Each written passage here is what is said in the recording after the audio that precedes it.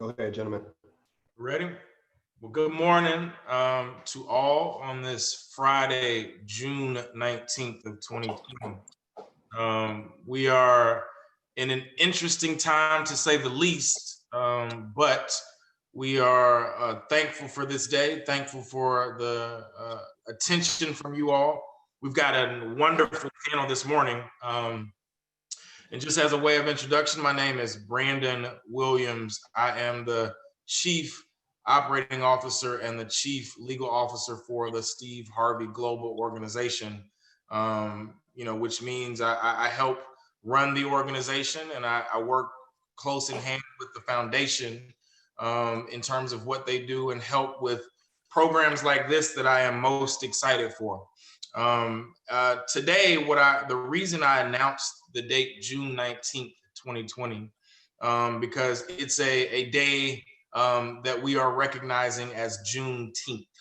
And for the folks on this phone that are chimed in and on the Zoom, the reason that date is important and why you've been hearing so many organizations saying they're now going to treat it like a holiday, it has been an existing day for, since June 19th, 1865. The significance of that day is that on January 1st, 1863, there's an announcement that you probably are familiar with or have heard about, and it's called the Emancipation Proclamation from Abraham Lincoln. And essentially what that did was to free the slaves. The funny thing is, then you ask me why it's June 19th, 1865, which is more than 2.5 years later. Well, for those of you from Texas or who have been to Texas, Texas is like its own state. And even back then, it was more so like its own state. So the news of the freedom of slaves didn't arrive to Texas until 2.5 years later, when a white man, General Granger, decided that he felt it was important to let the black folks in Texas know that they were now free. And so that date was June 19th, 1865. And for many years, the holiday was recognized by black folks, and especially in Texas. But as the years went by, whether it was generations moved away from slavery, or it got to a point where black folks couldn't celebrate out in public for the sake of being lynched. And so it died down. But as you have seen, it has made a comeback in the last few years. And with the height of everything going on in the civil unrest in 2020, it is making a huge impact and come back today. So I wanted to first, give that its proper attention, give you a little bit of background. I would love for you all to go read about it, learn a bit more about your history, and then why it's important. And that's going to be a lot of what we're going to talk about today. I've got an esteemed colleague here that's going to also be helping me talk through some of these things. His name is Attorney Warren Brown. He's a criminal defense lawyer in Baltimore, Maryland. I am going to let him give some insight, but I wanted to shape why we're having this panel and why it's important. What we're really focused on today, in addition to Juneteenth, is the impact of the legal system on our young black men. And you all probably know or have heard, and especially in the Baltimore area, the DC area, in the South, what the legal system has done and how it has impacted black folks, and especially our black men, our black boys. And the biggest thing that we're here to help you all and teach you all is one to try to avoid it, quite frankly, but two, if you do get involved in that system, how it could impact your life, not when you're 15, not when you're 17, not when you're 19, but the rest of your life. It can become a kind of a never-ending cycle. And so Attorney Warren Brown, I'm going to turn the floor over to him to let him introduce himself, start providing some words of wisdom, and then we're just going to talk to you young men today. We're excited to be here, happy to be here, want you all to listen. Please chime in with questions in the comment section so we can answer some of those. But for now, I want to turn the floor over to Mr. Brown, and so he can give some insight and some background into why he's here today and why this is important to him. Yeah, it's important to me. In fact, I wish I were there. I wish I was surrounded by the hundreds of young brothers that are there, because they obviously represent, our future. God has given all of us but one life. That's it. It's like when you're in elementary school, the teacher gives you one piece of paper and some crayons and says, that's the only piece you're going to get. And so we only get one life. And as a criminal defense attorney, I've seen 14, 15, 16, 17-year-old kids get 50, 60, and 70 years and sometimes life in prison. And that one life that God gave us has been snatched from us. We as African Americans have to understand our history. We have to understand that some people still haven't gotten the message that we've been emancipated, that they still are attempting to enslave us. They use the criminal justice system to do that. We're celebrating 400 years, since 1619 when they brought us here and they had us work their plantations and the like. 400 years, and out of those 400 years, it's just been since 64 and 65, which is 55 years ago. Out of the 400, only the last 55 have Black folk been allowed to enjoy all the panoply of rights of everybody else.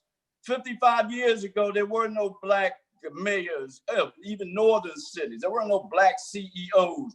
There were no Black councilmen. There were very few lawyers and doctors. And so in 55 mere years, we have risen to become presidents of corporations, presidents of the United States. We've had the legal field and the medical field and other professional fields. Engineering are littered by Black folk who are doing great things. And believe me, when you rise to that level as a Black person, your ice is colder, you're stronger, you run faster than your competitor. Otherwise, you wouldn't have that position. So my point to all of you all is this: you all are soldiers. Brandon and I, we like the varsity. We're getting ready to graduate. Y'all the JV getting ready to move up to varsity. You all have to be the ones that carry the mantle. Because for every one of you all, there are 3 or 4 of people like you who have dropped out, abusing drugs, in prison, fathering children that they can't keep and can't maintain. And so we can't look for them to carry the ball across the goal line. All right, we're looking to you all. You all have to do it. And understand that as a Black person, every time you leave your house, you've got a bullseye on your back. That there is a sharpshooter sitting up on some high hill looking to take us out. And what you have to learn to do is reduce that bullseye on your back. In other words, you drop out of school, that bullseye gets big. The way you carry yourself, who you hang with, abuse of drugs, all that type of behavior increases your visibility to the system, and they just take you on out. And so we have to think every day when we come out of our house, there is a system in place meant to take me down, and I can't help them. And I'm going to fight against that because it's more than me. You all have to think outside of yourselves. I say represent. Everything you do, represent. Represent yourself, your family, your community, your race. Represent your other people, of yourself in a way that speaks to other people. And truly, when you think, consider other folks, your mother. Consider your mother, the tears she'll shed every night if you're serving 20 years in the penitentiary. Consider your mother, the tears that she will shed when she sees you walk across the stage of a university like Morehouse or Carnegie Mellon or other universities. Let her shed them good tears, all right? Consider other people. And remember, you all soldiers, man.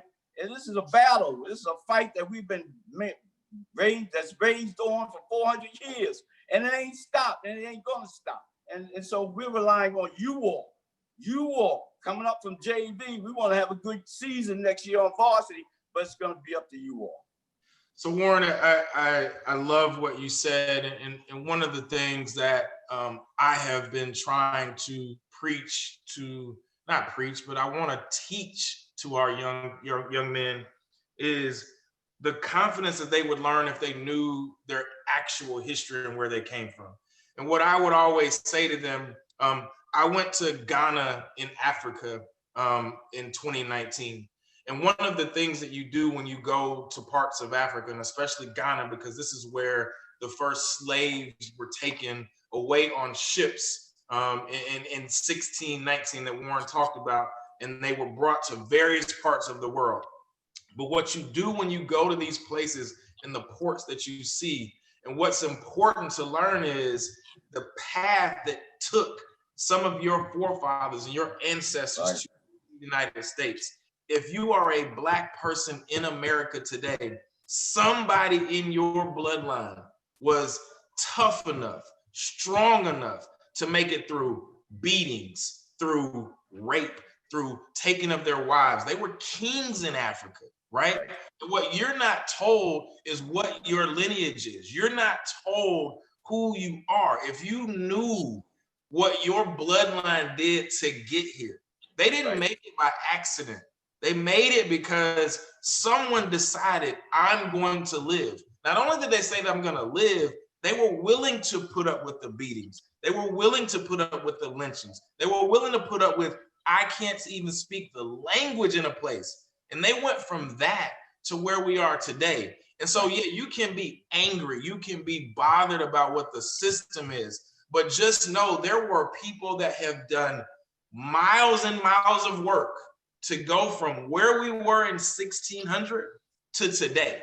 And if you knew and could take that energy of like, oh my God, how important am I? How important am I to my individual life? And how important am I to my community that I survive, that I make it through whatever challenges there are? If you knew that, it would change your outlook. Right. So I'm here and partly to tell you is like, Warren, I'd love to hear from you in how to instill some confidence into our young men, despite everything that is going on today and in 2020, but just to give a little insight into how they can view themselves and how confidently they can look at themselves so that in the future, they start to change their outlook. Well, you know what? I would suggest they begin with understanding how white folk look at us. See, the media has caused us to look at us in a negative fashion. But the white system has stepped back and said, my God, look what we put them through. And look, yet notwithstanding the progress they've made. That's a super group of people. And if, like Brandon was saying, if you go back, listen, they didn't grab us from the shores of Africa and bring us here. They went into the interior of Africa, chained us and brought us to the coast. Everybody didn't make it. It was an arduous task. That's like dragging you from Pittsburgh to Baltimore in chains. Everybody didn't make it. And then they picked over us on the beaches of Ghana to determine the strongest of the strong, like we pick over ripe fruit in the supermarket. And they boarded the strongest of the strong on those ships. And for that middle passage that lasts for weeks, many of these enslaved people died along the way. And so those that your forefathers that hit the shores, they were the strongest of the strong. And so you understand how we could go through hundreds of years of actual slavery and almost equal amount of time in a segregated America with that knee on our neck the whole time, but yet look where we have gotten to. And so when the majority stands back and looks at that, they say, oh my God, this is almost a superhuman race of people. And we've got to get in the way, because if we let them progress naturally, if we take the knee off their neck, man, they will far surpass us. And that's what we've got to understand, that we come from good stock. We're great people. We've gone through things that no other group of people in modern time has gone through. And look at the heights that we have risen. And so that can only come from great people, a strong people. And that's what you all need to understand. That's your family. That's who you are. And so you got it in your DNA to do it.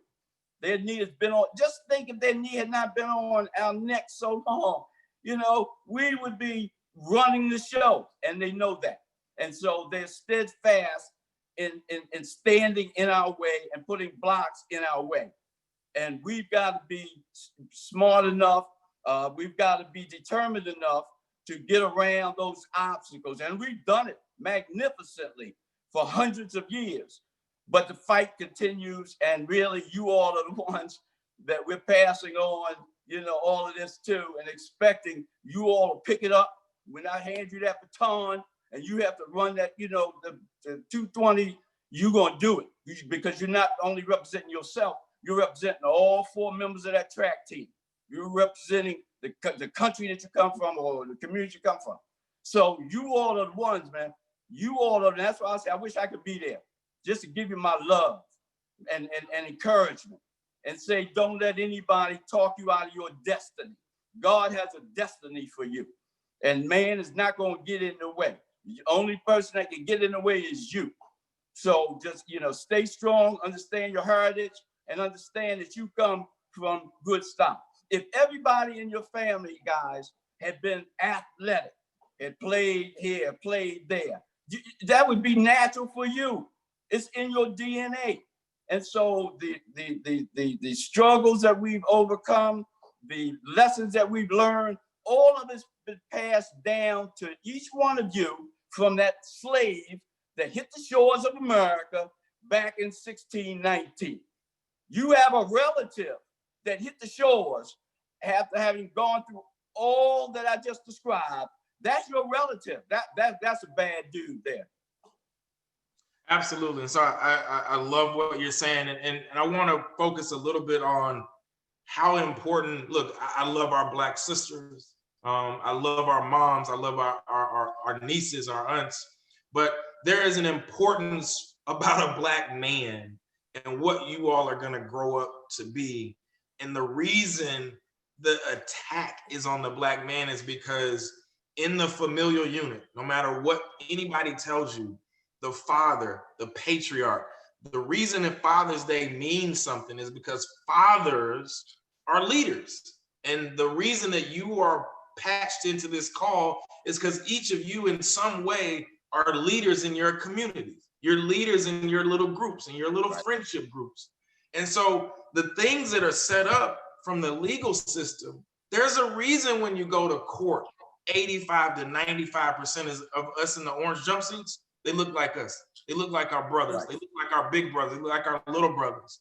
And so, Warren, I want you to, because you practice in the legal field and in the criminal defense field, to talk to our young men this morning about what the impact of the legal system is, how we have to see ourselves to find a way to avoid those traps. Right.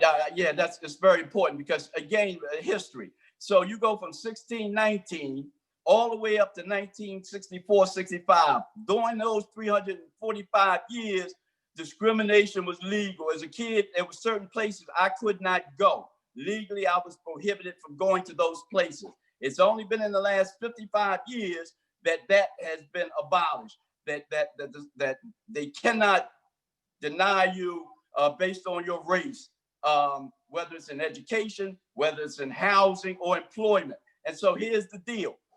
Up to that point, they can outright discriminate you. I don't want you. You can't live here. You can't work here. You can't go to school here. Then when they did away with those laws of segregation, they had to figure out, how do we keep these people who have survived all that we put them through? How do we keep them down now that the laws say they can go anywhere, they can buy whatever they can afford, they can go to whatever schools they can get? How do we keep them down? And so what happened was they decided to use the criminal justice system. We will saddle them with convictions. I don't care what it's for, just give them a criminal record, because then apartments can say, I can't rent to you because you have a criminal record. And the courts will say, well, that has nothing to do with race, Mr. Brown. Or they can deny you admission to schools or loan applications.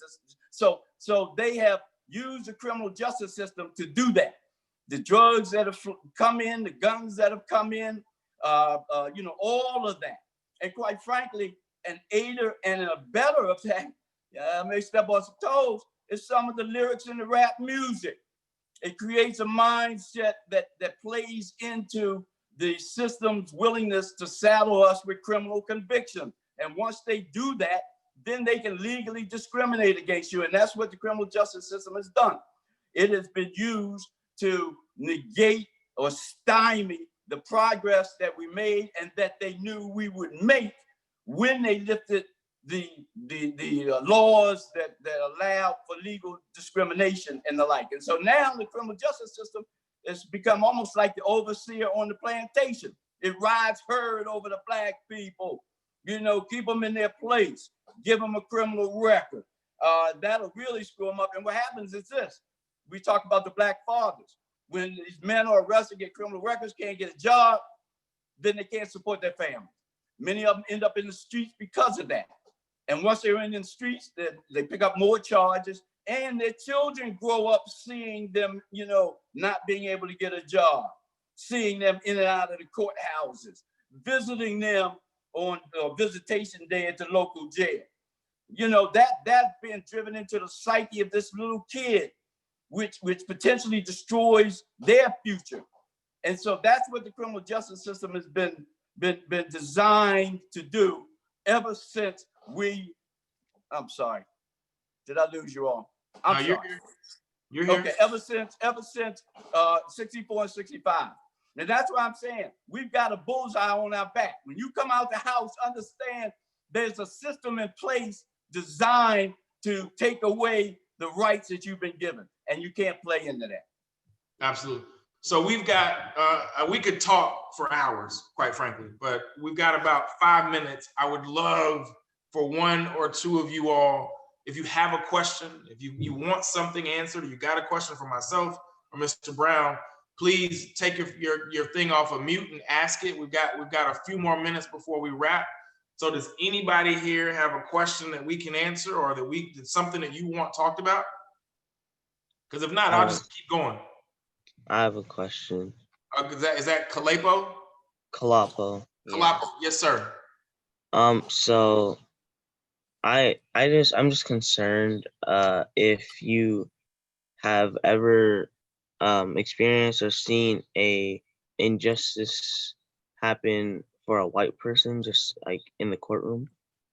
Well, I can tell you this, and I was talking about this yesterday to a colleague, when, especially in large metropolitan areas with large Black population, so therefore the criminal courts are going to be filled mostly with Black people. When white people come through there, they are treated differently. It's not so much spoken, but you can just feel it. They're viewed differently, much the same way you see on the streets, where an officer will not shoot a white person with a gun or a cell phone or whatever it might be, but will quickly shoot a Black person under similar circumstances. That same psyche, that same thought is in the minds of judges and prosecutors, probation officers, and the like. And so, yes, I mean, there's favored treatment for them. A lot of it is also class. If you're middle class, you're educated, it'll treat you a little differently. But certainly there's a favor towards white folk. It's almost as if the judges and the prosecutors, everybody recognize that the prison system in their mind is mostly Black. We can't send this white guy into that jungle. So let's do something. Let's give them a break. They don't articulate it like that, but those are the thoughts that go through their mind. So they'll have no problem sending you into what they consider a jungle, because they figure you in there with your people. But a white person, there's a little different mentality. The wheels turn differently in the minds of the judge and the prosecutors and the police when it comes to that. And I think, to add on to that, I think that the reality is the white judge or the white lawyer or the white police officer, he looks at himself, right? So the reason the treatment is different is because when he sees that other young white man, he's looking at a mirror. So when we don't go to law school, when we don't become doctors, when we don't become whatever, when we don't do the things that, like what Warren said about our destiny, we steal away the opportunity to look back 25 years. So when I talk to a young Black man, when I look at DeMonte, when I look at Corey, when I look at Kid J, when I look at Jamal, I see myself. Yes, sir. I can't be disruptive or discriminatory because I'm looking at myself 25 years ago. I'm looking at myself 30 years ago. So a lot of why, Kalepo, the reason they don't get discriminated against, because they're looking at themselves. That's right. When the reason your destiny is so important is because when you become what you're supposed to become, you're sitting in those seats and you can make those empathy judgments to say, no, the kid shouldn't go to jail for 50 years. No, actually, that's why he should get probation. That's why he should get lenient treatment, because you're looking at yourself. Right. So we need you all to fill those spots. We need you to be in the hospitals, running the hospital system. We need you to be principals in the schools.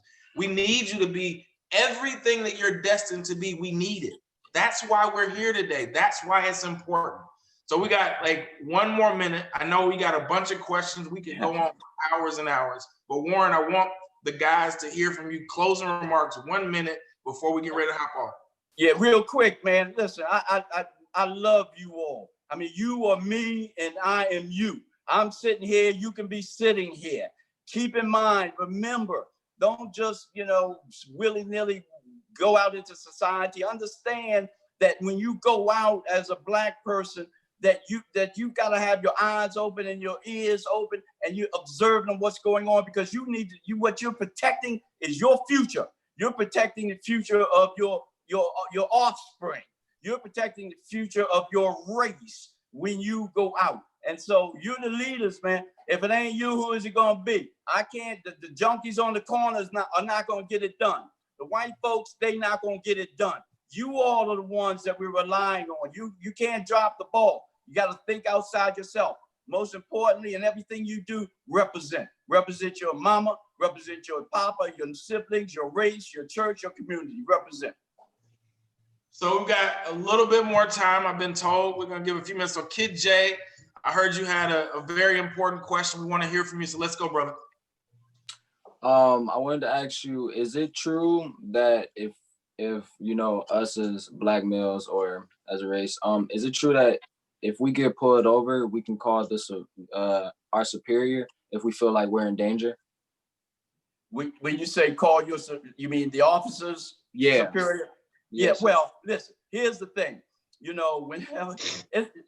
To me, getting pulled over by a white police officer is about the same as getting stuck up on a dark street by a young thug, okay, young brother even, all right? I'm looking at both of them like my life is on the line here.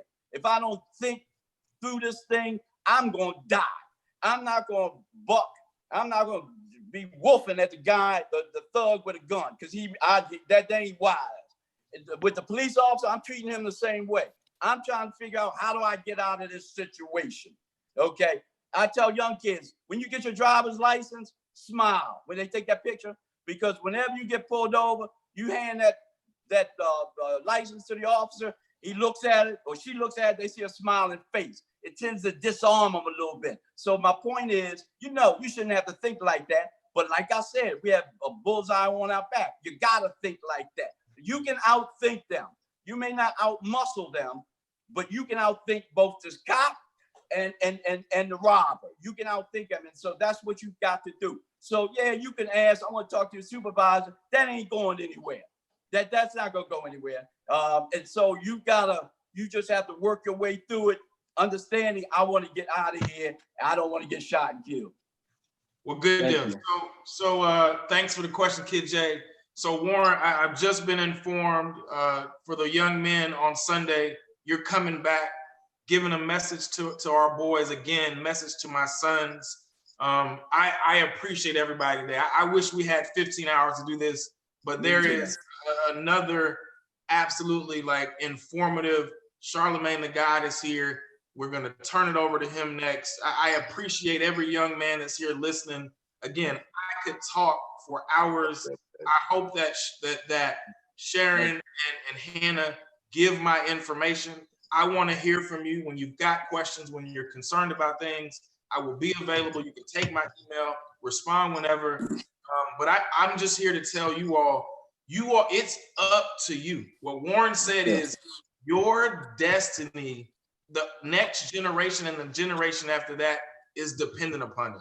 I say it again. We need you to be those judges. We need you to be police officers. We need you to be principals. We need you to be teachers. Because if you're not, you're never going to be looking at yourself. So you're going to ask yourself, why am I being discriminated against? It's because you're not looking across the table and seeing yourself. With that, thank you for your time. Appreciate everybody. Good day. Please pay attention. This next panel is going to be great about mental acuity, mental awareness, your mental health, and how important that is for young Black men. So thank y'all.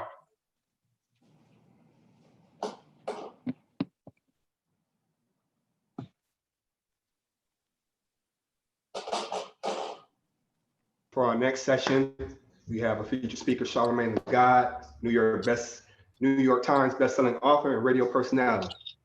Charlamagne, take it away. Well, I'm happy to be here with y'all today.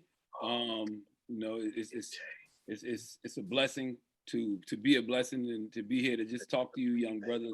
I understand the power of mentorship because, you know, for me, I wouldn't be here if it wasn't for the mentors in my life, you know, the brothers and the sisters who cared enough about me to pull me to the side and tell me, like, look, man, if you don't change your lifestyle, you're going to end up in jail, dead, or broke sitting under the tree. You know, those people who never gave up on me, even if I, you know, probably had already given up on myself. And the only reason I say I had given up on myself was just because of the way that I was moving, you know, because you can't put certain energy out there and expect not to get that energy back. And, you know, it's just certain things that you know that you're going to be doing and certain things that you're going to be a part of that are only going to lead you to 3 different places. And that's the places I just mentioned: jail, dead, sitting under the tree. So honestly, man, I would like to take this opportunity to just answer questions because I would like to be specific in the things that I'm talking to you all about. So if any of y'all have questions, man, you know, feel free to fire away. Charles, you look like you definitely got some questions. Charles McCormick, I see you in the corner. Charlamagne, what's up, man? My dad always talk to you about. I can't hear you. I don't got no questions. Oh, okay. Yeah, I got a question. Talk to me. So I just want to know, like, DeMonte? Huh? DeMonte? Yeah, DeMonte. What's up, King?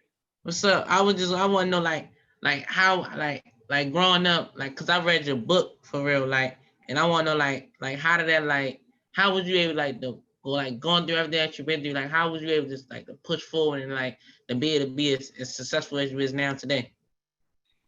Man, that's a great question. You know, honestly, it's because I didn't have no plan B. You know, if you read my book, then you know I was raised on a dirt road in Moncks Corner, South Carolina. So, you know, there was nobody around me that I could actually look to and be inspired by as far as like what I'm doing now. You know, for me, it was all about just getting a great job, you know, and that was cool too. Like I actually wanted to work at UPS when I was young, just because I used to see my uncle working at UPS, and he had a nice house and a nice car, and you know, that's what I wanted for myself. But for me, man, it was really books and music. And the reason it was books and music is because I didn't have those inspirations around me. But when I would pick up a good book, you know, it would help me to transcend my circumstances and make me realize that there was a world out there bigger than my dirt road.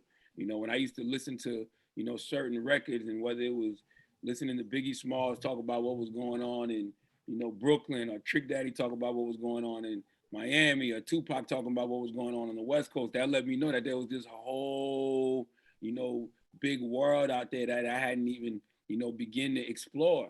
And, you know, a lot of times, man, when you watching TV, the people that you see on TV that look like you know, they're usually in entertainment or athletics.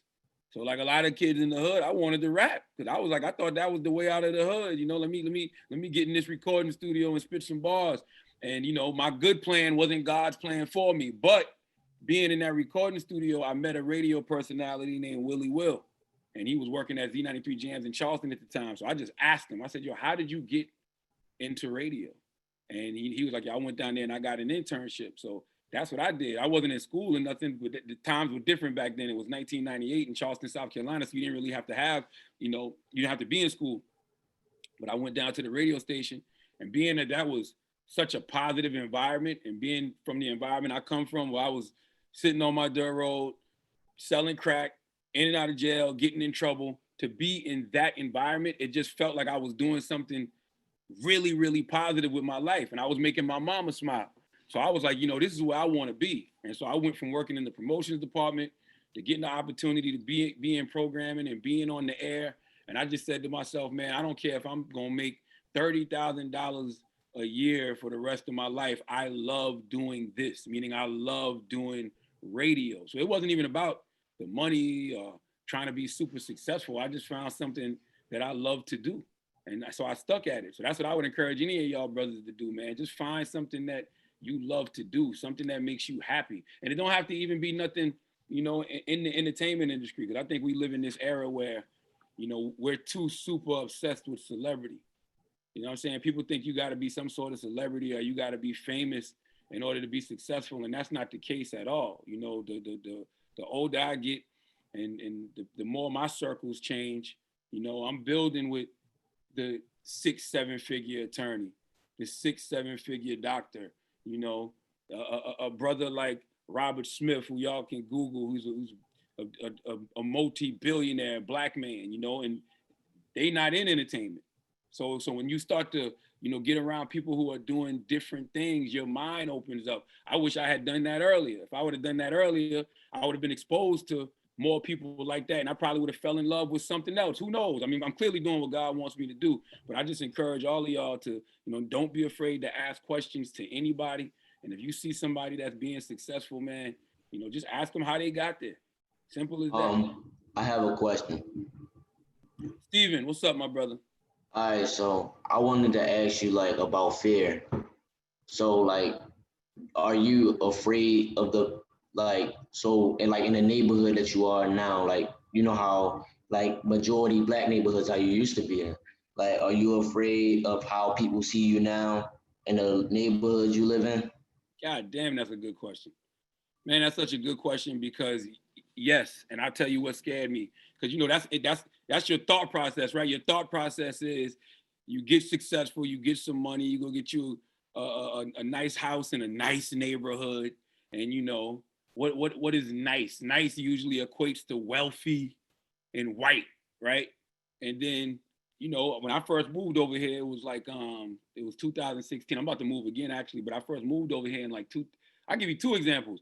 One time I was living in the neighborhood I lived in before this, right? One time my homeboy, it was 5 o'clock in the afternoon, broad daylight. My homeboy pulled up and he had just got a Benz and he was putting his license plate on the Benz, right? So he was parked in front of my house putting the license plate on the Benz. My white neighbor called the police on him. So my homeboy called me like, yo, the boys out here. And I'm like, the boys out here? I'm like, for what? And he was like, I don't know. Yo, man, the police put him in handcuffs because my white neighbor called the police on him because he was putting the license plate on his new Benz. And they searched his car. He didn't have nothing on him, but he had like an old warrant for a speeding ticket or something like that. Then my other two homeboys pulled up, same profile, big dudes with dreads. They locked another one of them up for old speeding tickets, right? So the neighbor comes out and he's like, I knew it. What did they have on them? Guns, drugs? And he was like, nah, they just had speeding tickets. And you were just clearly profiling because all his brother was doing was putting his new license plate on, his tags on his car, right? So stuff like that does scare you when you live in these neighborhoods. And then when I moved over to this neighborhood, man, I remember it was Halloween 2016. So these white people had the craziest Halloween decorations. I mean, stuff hanging from trees. Like, it just looked so spooky and devilish. And on top of that, it was 2016. So guess what else they had in their yard? Trump signs. I said, what have I gotten my family into?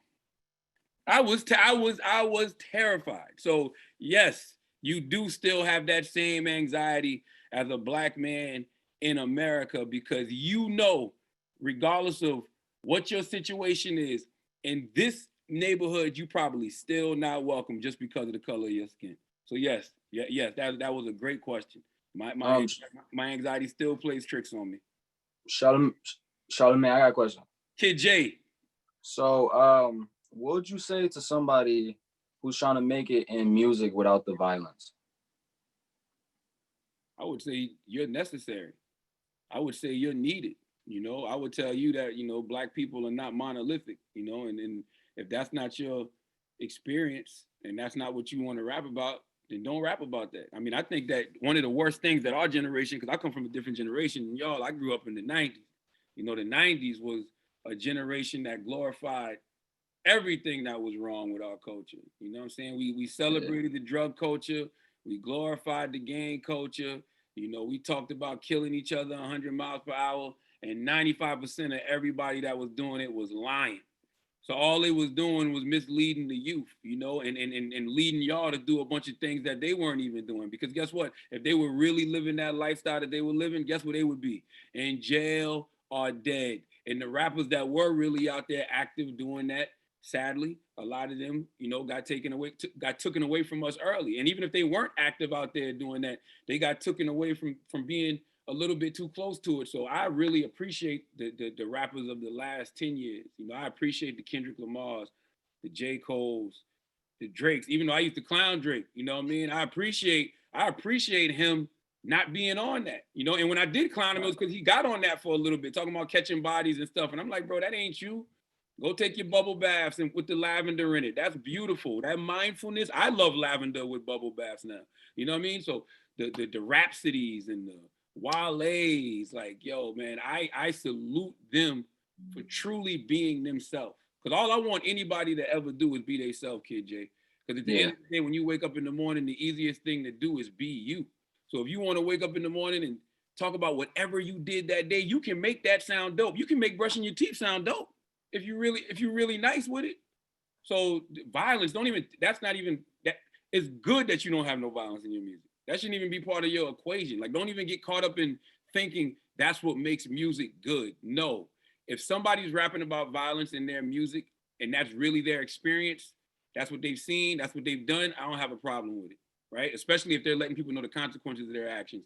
But if you're just doing that because you're trying to sell some records, you leading the youth wrong, and I got a real problem with that. Thank you. Question. Okay. Corey, what's up, King? Charlamagne. What up, Sean? So, so I'm an aspiring artist, and one day I want to be an animator, so I can make a bunch of like Black anime TV shows. Woo. And I really don't have a plan B. So like, I heard you mention like you didn't have a plan B either. Like, what kept you going with plan A? Because I loved my plan A. So how old are you? 17. You're 17 years old. Let me see, I started my internship in 1998, so I was like 19 going on 20. I knew I loved radio. Like, I knew I didn't want to do anything else. I knew this is what I wanted to give my all to. You know what I mean? So clearly, you at 17 know you want to be into the animation industry. Like what you just said just now, I don't even know if you know how profound what you just said was.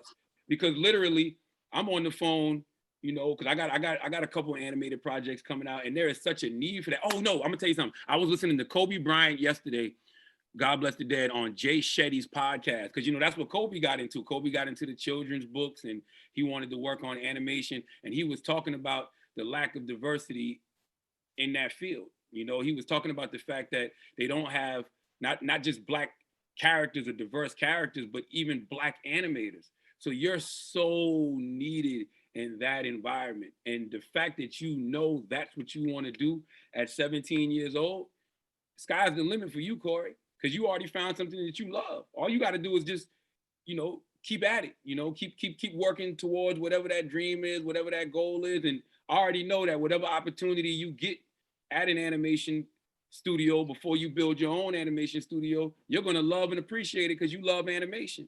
So I would tell you just to study, man. Study people like Lion Forge. You ever heard of Lion Forge? I haven't. Lion Forge is a Black-owned animation company. They put out the Matthew Cherry. He just won an Oscar for I think it was called Hair Love. I'm not sure. I think it was called Hair Love. But if you look up that studio, Lion Hair Love, there you go. Somebody just said it. Jalen D. Bledsoe, Hair Love.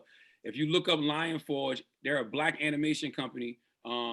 Dave Stewart's son. Dave Stewart is a Black billionaire. His son runs the animation company. So that's somebody for you to study. You know, study people like my man Sanford Green, who's from South Carolina. He draws for Marvel. Study people like my man Kevin Griot. I'm gonna spell Kevin's last name because his last name is so wild to pronounce. I'm gonna spell it for you so you can write it down. Hold on one second. It's Kevin Grevious. You know, he created this character called Blue Marvel for Marvel, and he created this whole this movie franchise called The Underworld. So those are just some Black people that you can study in that space, man, and hopefully they'll just continue to give the inspiration to you that you need. But I'm telling you, Corey, you're necessary and you're needed. You are going down the road less traveled. And I always tell people, man, It's true. that's the road you want to be on. You don't want to be on the road that everybody is on, because it's going to take longer for you to get where you want to go. You know, take the road less traveled, because what you're doing is not a lot of people on that road. I got you. Yes, sir. Thank you, bro. I have a question. Okay, I can't see you. Hold on. What's your name? Markel. Markel, what's up, King? I have a question. What advice would you give someone who said they were too afraid to pursue their dreams because they could fail? Oh, you can't be afraid to fail. In fact, you should expect failure. You know, to be honest with you, you're gonna get more no's than yeses in any business that you're in. You know, the no's are part of it. You know, if you stop just because you're told no, then I would have to question, you know, your dedication to whatever it is you're trying to do. I would have to question, you know, your love for whatever it is you're trying to accomplish. You know, failure is a part of the process. You know, Michael Jordan always says he didn't become Michael Jordan, you know, because of all the shots he made. He became Michael Jordan because of all the shots he missed. And I think that's what it is in life. Like, I've been fired from radio 4 times. Like, literally. I started off at a radio station called Z93 Jams in Charleston. I put my 2 weeks notice in there and went to work at a radio station called Hot 98.9 in Charleston. I got fired from Hot 98.9. I thought that was the end of my life because I didn't know anything except for Charleston, South Carolina. I didn't know you could go someplace else and do radio. So some people would consider that a failure. I didn't consider it a failure. I just considered it divine misdirection. That's what I call any failure in my life, divine misdirection. Because sometimes you'll be walking down a path and God will cause something to happen for you to go this way. Or God will cause something to happen for you to go that way.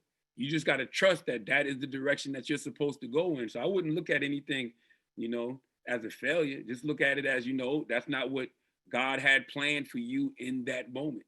But you cannot be afraid to try. You know what I'm saying? Shoot is shoot. You got to shoot, bro. You just have to. There's nobody in the history of basketball who has a perfect field goal percentage. Nobody. You're going to miss some shots. All you want to do in life is have a high field goal percentage. And even if you get a low field goal percentage, just make sure that one shot that went in, that was the shot that was supposed to go in and win you the game called life. So don't be afraid to try, Markel. I got a question. Okay. Go ahead, bro. First. Tiandre, what's up, King? So I want to know how, like, you deal with depression or, like, try not to deal with it. Because, like, in certain areas I go, it'd be like I feel good. And, like, I don't really think about being depressed. When I go back home, it's like, it just hit me because when I was growing up, like, I ain't really grow up how the normal kid grew up. It was like, it was a real struggle for me. Like, some Christmases, like, I ain't had nothing under the tree or I go without. So I was like, I just got like a question, like how you deal with that, like depression for real. Man, I'm gonna tell you what my therapist tells me, man. Don't be afraid to feel your feelings.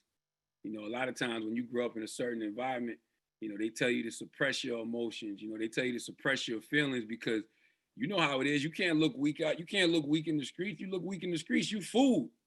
So a lot of times we put on that tough face and we stick our chests out because we just want to survive another day.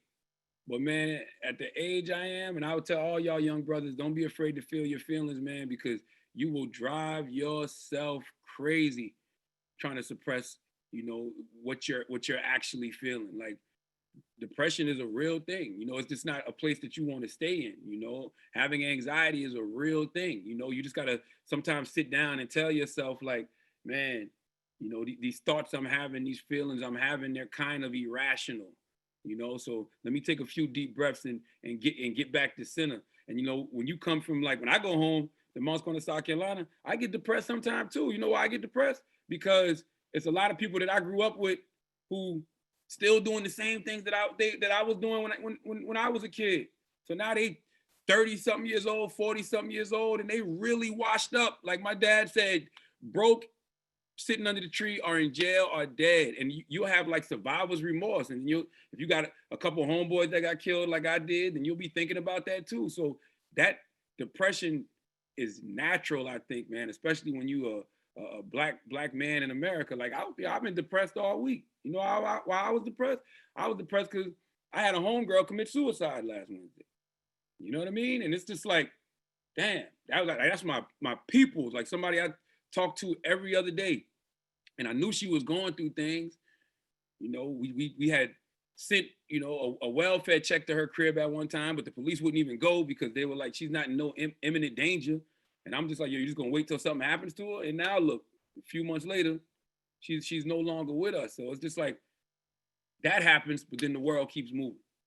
You know, I still got to get up and I still got to go to work, and I still got to take care of my 3 daughters, and I still got to, you know, just be a public servant and, you know, provide, you know, services to the public. So I got to be allowed to feel all that. I'm not trying to just sit around and act like I'm not feeling a way.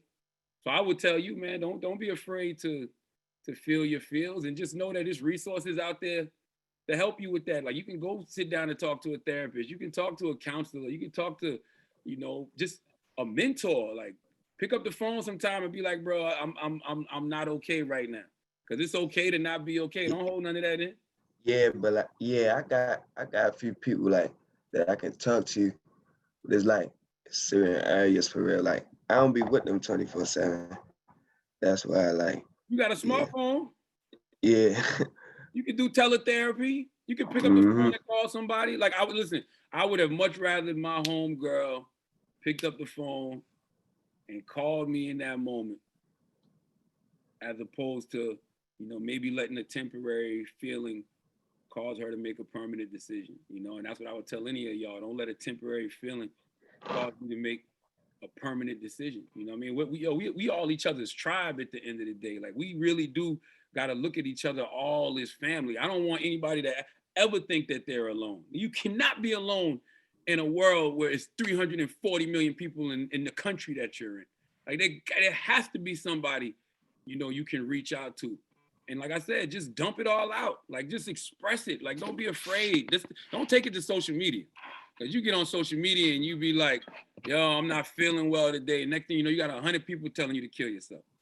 Like, no, man, that's not it. You want people to give you positive reinforcement, you know what I mean? Positive affirmations. Because I promise you, whatever you're going through, Tiandre, trouble does not last always. I know that's one of the most cliche things to say, but I have learned in my life, in all the years that I've been alive, everything that I thought was the end of the world wasn't even remotely close to being the end of the world. It was just, you know, God pushing me a little bit more. God making my muscles stronger. You know, when you get in that gym and you working out, you start going up in weight because, you know, it makes your muscles stronger. And that's what life is sometimes. Sometimes as you get older, it's going to be a little bit more put on you. It's going to be a little bit more put on your shoulders because you're getting stronger and stronger and don't even realize it. So don't buckle under the pressure now, but don't be afraid to feel that pressure, and don't be afraid to say that there is pressure. We are the generation that has the luxury of healing. Our parents didn't have that. Our fathers, our uncles, our moms, our aunts, our grandmas, grandfathers, they were just too busy trying to survive, to keep food on the table and keep a roof over our head. We have the luxury of actually healing and the luxury of thriving. Take advantage of that, man. Take advantage of that. All right. 15 years ago, did you see yourself as far as you is now? Yes, I did. How you pronounce your name, Tayon? Yeah. Yeah, I did, man. You know, because I was blessed enough to read a book called I think it was The Power of Intention. It might have been it was The Power. Either The Power of Intention or The Secret. It was one of them. But it was about the law of attraction. And you know, the law of attraction is anything that your mind can conceive, you can achieve. Right. And so it's just like, you know, me, I was a person that was in the street doing so much negative stuff that when I actually did change my lifestyle, like my father told me to, I made it my business. I was intentional about constantly keeping positive thoughts in my head. Like, right. For real. I mean, I don't care if it was singing Lion King, Hakuna Matata, you know, don't worry, be happy. Like, I made sure that I kept positive thoughts in my head, and I started writing down my long-term goals and my short-term goals. That was actually something I started doing in jail. When I first went to jail, I started writing down what I wanted my life to be like, you know? And I had these big aspirational things that I wanted to do, you know? I just knew that I wanted to, you know, be successful. I didn't know what I was going to be successful at. I mean, I even tried, you know, going to school for a little bit to, you know, become a psychiatrist. You know what I'm saying? Like, I only stayed in there for like 2 weeks, 3 weeks, but it doesn't matter. I went, you know what I mean? Because I was just trying to create positive energy in my life. And when I was studying the 5% teachings of Islam, they have this acronym for peace that says positive energy activates constant elevation. So I was just always trying to create just positive energy in my life. I knew as long as I had positive energy in my life, I would constantly elevate. And so, yeah, when I finally did get that internship, man, I remember sitting in the radio station and I said, if I'm going to be in radio, I want to be like those guys, meaning like I wanted to be like, you know, the Doug Bankses and the Tom Joyners and, you know, the Wendy Williams and Angie Martinez, like the big boys, Sway, Big Tigger, like those were the big jocks at the time, you know? And so I wanted to be on that level. So I did have my mind set to be that. So I would encourage each and every one of y'all, whatever it is that you want to do, man, create a vision board and put what you want to do on that vision board. Put the things that you want to acquire, not even just superficial things. Like if it's people that you admire because of the way they carry themselves, put them on their on your vision board and say, man, I aspire to be like that. You know what I mean? You sound like you already got one. Who you got on your wall? Say it again. Who you got on your wall? Oh no, I ain't got one. My fault. Oh, okay. I was distracted just now. Oh, okay. But yeah, create your vision board, man, and look at it. Constantly stare at it and just. Yeah, Steve said something about that yesterday. A word? Yeah. He's absolutely right, man. It gives you something to aspire to. I take that in consideration. I got another question. X, and you look like you're from Wakanda.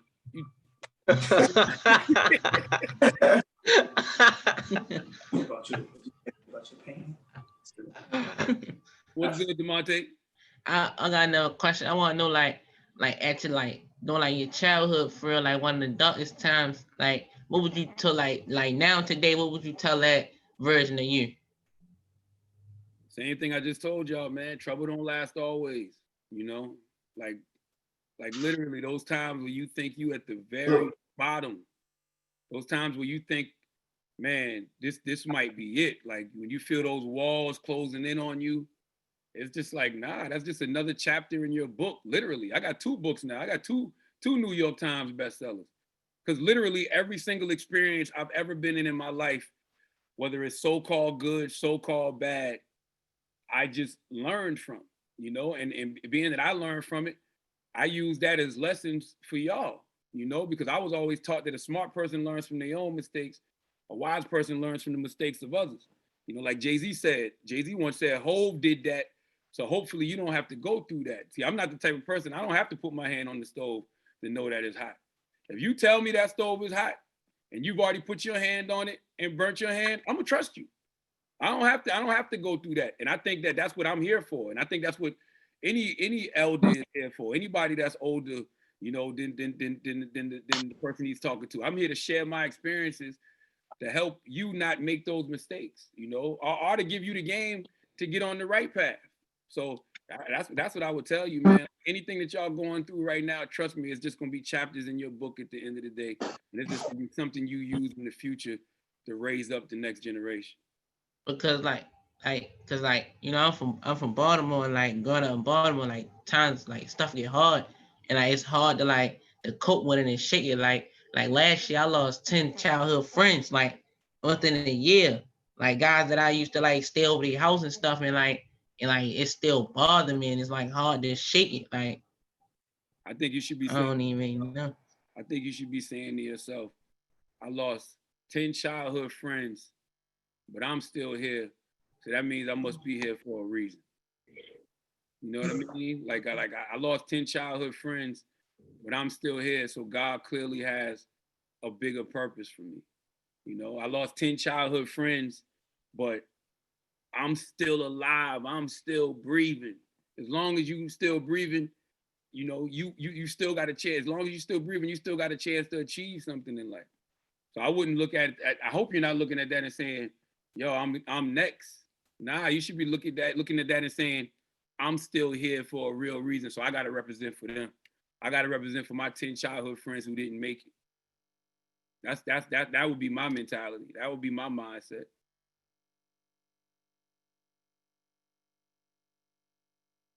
You got more questions? I got a question. Yes, sir. Charles, what's happening? Can you give me advice of having a clothing line? I'm trying to build my own clothing line. Your clothing line, I think that you got to look at your clothing line the same way that everybody else on here is looking at what they want to do. You know what I'm saying? Like, you know, you have a clothing line. What do you want to do? T-shirts? You want to do jeans? I want to do everything. I want to do T-shirts and sweaters. I would study the people that came before me. I would study all clothing designers. You know, I mean, you got a long list of people that you can study. You can start with the Carl Kanais. You know, you can, you know, look at people like Dapper Dan. You can look at guys like now, like my man Don Harrell, who has a line called Art Meets Chaos. Don is actually on his third line. Don used to have academics, then he had PRPS. Now he has Art Meets Chaos. Look at what Kanye is doing in that space, you know? And I would just, you know, create a line that you know your people like to wear. Like you, how old are you? I'm 18. I just graduated. All right, so you 18, so you know what 18-year-olds are into. You know what 18-year-olds like to wear. So, you know, create a line that is representative of the generation that you come from. You know, but I would start the way FUBU started. FUBU started just selling T-shirts. You know, they got them a nice logo designs, and they started pressing up T-shirts, and they started selling those T-shirts out of the trunk. That's what you might have to do where you're at. You know, just to create a buzz for what it is that you're doing. But the key to anything that y'all want to do is study, man. Study the people that came before you. Like there's so much literature that you can pick up, and so much information that you could just pick up and read, and just, you know, look at the way people broke into this game. Study Damon John from FUBU. You know, go study Jerry Lorenzo. Study all of these guys that are out here active doing what it is that you want to do now, because you easily can be the next generation of that. That was my mindset with radio. My mindset with radio was, you know, Tom Joyner and Doug Banks not going to be around forever. So eventually, I got to be that for my generation. So I studied them. You know, I studied Steve Harvey. I studied the moves Steve Harvey makes, you know, because eventually I know I'll be in that conversation as well. So that's what I would just tell you to do, man. Study. Keep God first. Stay humble. Keep working. And under that working is studying. Studying is part of the work. I got 2 questions for you. Yes, sir. What's your name? I got 2 more questions for you. Oh, okay. My name on. But my first question, what made you change your name to Charlemagne? Man, I'm gonna be honest with you, man. When I was in Moncks Corner, South Carolina, when I was selling crack, Moncks Corner is a small town, right? So Moncks Corner, at the time when I was growing up in Moncks Corner, the population was like 7,000 people. Now it's about 10,000. But back then it was like 7,000. So I came from a small town, and it was one of them small towns to where, you know, they look at you and they say, "Oh, you Larry's son. Oh, you Julie's son." So I used to be on the block with a hoodie on, trying to cover my face, because I know them same crackheads that was coming to buy crack would be judging me and would judge my parents and go and tell my parents I was selling even though they was buying. That's just how it is, right? So I would always be covering up, and I would say my name was Charles or Charlie. So they would come around and be like, "Yo, where Charles? Where Charlie at?" And then when I was in night school, because I got kicked out of 2 high schools. So when I was in night school, you know, getting my diploma, I was reading in a history book, and I saw the name Charlemagne, and Charlemagne was French for Charles the Great. And I literally just looked at it and was like, "Yo, that sounds dope. That sounds cool. I'm gonna start calling myself Charlemagne." Now, mind you, I'm 17. I'm in high school. I'm in night school. So I'm like, I'm gonna start calling myself Charlemagne. So it was just one of those things that stuck. Like literally, just because me calling myself Charles and reading it in that history book, and Charlemagne being French for Charles the Great, I just started calling myself Charlemagne, and it stuck. And it really don't even make no sense now, because when I started studying the 5% teachings and, you know, learning that the black man is God, I started calling myself Charlemagne the God, but Charlemagne already means Charles the Great. So it's like Charles the Great, the God. So honestly, I wasn't in my right mind, man. I was smoking weed. I ain't had my head all together. That's what happens when you make them kind of decisions at 17 years old. Luckily for me, thank God, it looks good on a billboard, you know. But if you notice, I be introducing myself as my first name now, Leonard, because nobody in my life calling me no damn Charlemagne. My wife don't call me no damn Charlemagne. My mama don't call me no Charlemagne. All my close friends don't call me no damn Charlemagne. They like Leonard, Nod. Like, so it's just like I just be saying my name Leonard. And then I got 3 daughters. I be feeling stupid. Your daddy Charlemagne? You don't know no damn Charlemagne. Who got it? I got a question. Charles, yeah. What you think about the NBA? It's off topic, but what you think about the NBA?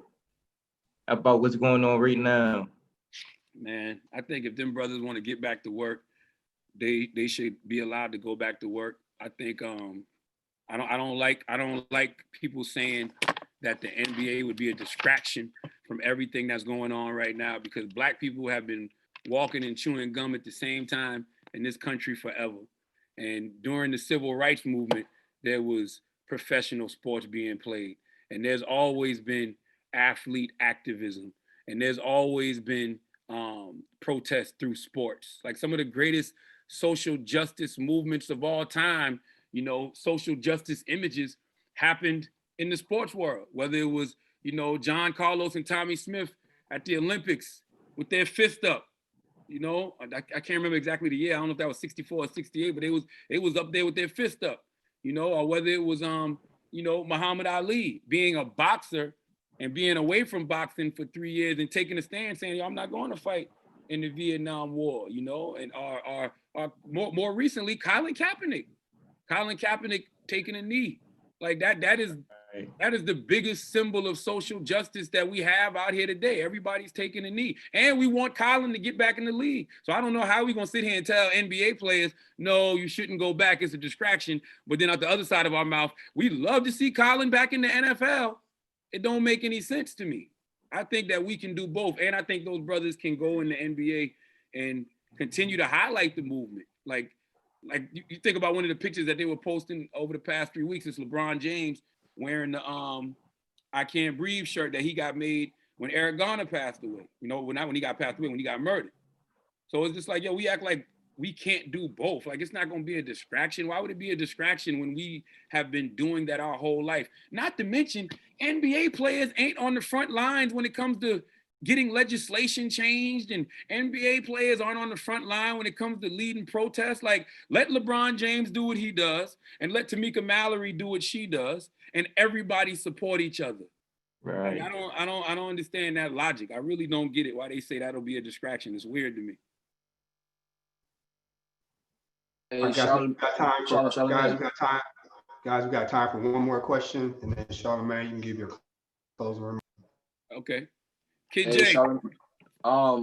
Shoot, I ain't really got no question, but I just really wanted to tell you, for everybody in the call, we really do appreciate you for taking your time out of your day and doing this, you know.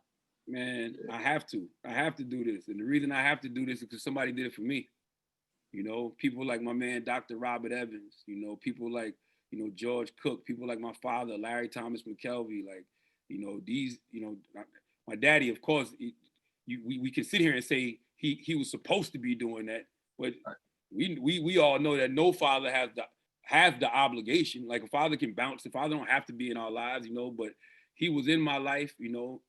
He wasn't a perfect man at all, but he still was a father, and a good father. So for me, I had those mentors. I had those people who took the time to sit down and just have a conversation with me and give me some game and let me know that, man, they come from the same place that I come from. You know, they went through a lot of the same experiences that I went through, or people around me went through, and they were still able to overcome and accomplish things. You know, so being that he did it, I can do it too. Black people, we are visual people. All I got to do is see somebody do it that's black like me, and I feel like I can do it too. So it's my duty. It's my God-given divine duty to come here and kick it with y'all brothers. And I honestly wish that I could do more of it, you know, because y'all are the next generation. Y'all are the future. I'm not going to be the guy that's sitting around complaining about what these kids is doing if I'm not out here on the front line talking to these young men. You know what I mean? Like, yo, if these young men are not being good representatives, right? That's our fault. because we didn't pour into y'all enough. I look at that next generation and I look at y'all and I say, man, y'all a reflection of us. If we see y'all going down the wrong path and we don't intervene and pull y'all to the side, we didn't do our jobs. So I'm happy to be here, sitting here having a conversation with y'all, man. I wanna 10 years from now, 5 years from now, have one of y'all run up on me and be like, yo, man, remember when you talked to me at the Steve Harvey virtual mentoring camp? You know, now I'm working at this animation company. Now I got my this multi-billion-dollar clothing line. Yo, Kid J, I'm a successful rapper that didn't rap about violence. Like, yo, that all of that, that's what does it for me. That's what makes me feel good, you know, because at the end of the day, man, you know, your true purpose in life is service to others. That's all we're all here to do. Serve other people. If I can't be of service, I feel like I'm useless. So I hope I served y'all brothers well today. Thank you, man. Yes, sir. And you'll look out for my anime one day. It's gonna be out there. I am. We're gonna work together. Oh yeah? Yes, sir. Corey, y'all be cool. Thank you for having me, man. All right, you too. All right, peace.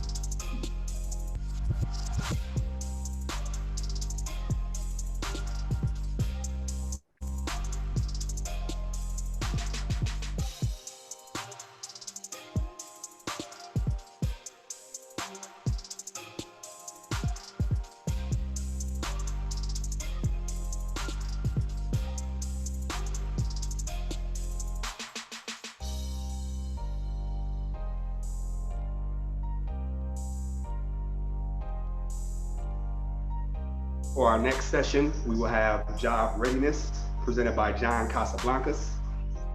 Presenting is John Stevens.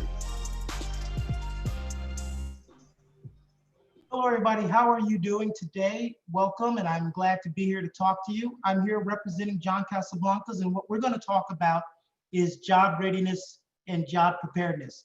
One of the most important things as a teenager is getting a job. I was on the call earlier, and I heard a lot of you talking about you want to be a pianist, you want to be a cartoonist, you want to start your own clothing line, and one of the best ways to do that is investing in yourself, having your own income. It's a hard thing for a teenager, but that road can be easier if you are prepared to have a job. Who here, by raise of hands, is interested in having a job at this very moment? Awesome. So we're going to talk about that today, because when I was a teenager, what I would do was I would walk into offices and I'd say, hey, you have a job application? And they always say yes, because they don't want to turn you down. So they hand you a job application. I fill it out, I turn it in, I go home, and I wonder why no one ever calls me. And then my grandfather told me, what are you doing? You're just filling out a piece of paper. You're not prepared for an interview. You're not prepared how to dress. You're not prepared to answer any questions. So I had to learn how to prepare myself to get those jobs. And those of you who haven't had jobs but have done certain types of work, I'm going to show you how to put that on your resume. Okay? My screen sharing is disabled. Dial-up.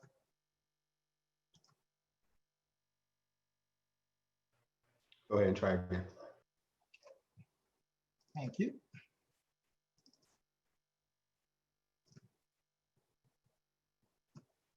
All right, so today I'm going to discuss with you resumes. I'm going to show you what goes on your resume, what a resume should look like. So you're prepared to do that. We're going to talk about interview preparation, job applications. I'm going to show you a job application. We're going to learn how to fill those out. We're going to talk about how to fill it out and the importance of having the correct information. Putting incorrect information on any of these things is not a good look. So we're going to talk about the importance of that. Now, for you guys that are teenagers, I know one of you just graduated, your resume is going to be very basic. We know it's not going to be overflowing with various jobs that you've done. So there's 4 areas that you need to make sure that you have correct. That's your personal information, your education, your work experience, and your reference. If you are in high school or middle school, you can still put that on your resume. I'm going to show you how to date it so that they can see that you're currently in school. So when you construct that resume, at the top goes your information, your name, your address, city and state, phone number, and email. It's very important that they have at least 2 ways to contact you. If you don't have an email, you want to get one created, and you want to use a reliable phone number. Okay, now we talk about that education. So let's say I'm in high school. I don't have that diploma yet. You'll still put the high school, you'll put diploma. And if you have a good GPA, you want to put that GPA on there. Showing a good GPA 3.0 and higher lets that employer know that you are serious about what you're doing and you're good in school, you study, and you're on the right path. Do not put a GPA that looks good that is not yours. That goes back to that correct information on your resume. Okay, and as you see to the right, it says graduate June 2021. That lets them know you have not graduated high school, but you are in the process. Then you have your work experience. So let's say I didn't have a job. When I went to apply for these places, I never had a job. My grandfather sat me down and he said, "You've been cutting grass with me for 7 years. That's known as a landscaper." I was like, "Oh, didn't know that." So I put landscaper on my resume. And I'm like, "Well, what's my job? I can't just put mowing lawns." He said, "You always make it sound fancy. You're a lawn care specialist." I was like, "I'm a lawn care specialist? That doesn't make any sense." And then he asked me all of these various questions about things we do. Length of grass, how fast does certain grass go? And I'm answering all these questions. He said, "You're a specialist and you don't even know it." You'll put the date range that you started doing that job to present or that ending year. And then you want to put little bullets on things that you did at that job and you accomplished. So if any of you have cut grass in your neighborhood, you've worked with customers. If someone pays you for doing something, that's considered a customer, right, Charles? That's right. So if that's a customer, that means that you've dealt with customers, okay? And then the last important thing is you want to have references, people that they can contact. Kid J, Corey, what do you think is a good reference? Who's a good person to use as a reference? For me, it would be one of my art teachers or one of my animation studio partners. That is a great answer. Steven, who else do you think would be a good reference? Can you say the question? I'm sorry, I can't hear you. No problem. Who do you think would be a good reference to put on your resume? I think my uncle. Your uncle? Okay, do you know what does your uncle do? So he was in the Marine Corps. He donated to I forgot what charity it was. I think it was something that like had to do with like I think like St. Jude Hospital. So that would something be like that. He donated. Okay, awesome. So good, you put your uncle's name, and I would put Marine veteran on there and his phone number. You're using references in your community that show a position to where they have influence, and that always looks good on you. So that's why I have on there like your football coach, your basketball coach, your track coach, counselor, principals. Like one of the panelists said, your teacher. All of these people are influential in the community. Your pastor, your deacon, everyone in your community that has a position can help as a reference. Okay, So you've constructed your resume. Now you have to prepare for an interview, because when we turn in a job application, are we expecting it to get that job? Tayon, is that how you pronounce your name? Unmute yourself, Tayon. Yeah, that's how you say it. But I wouldn't say we expect it.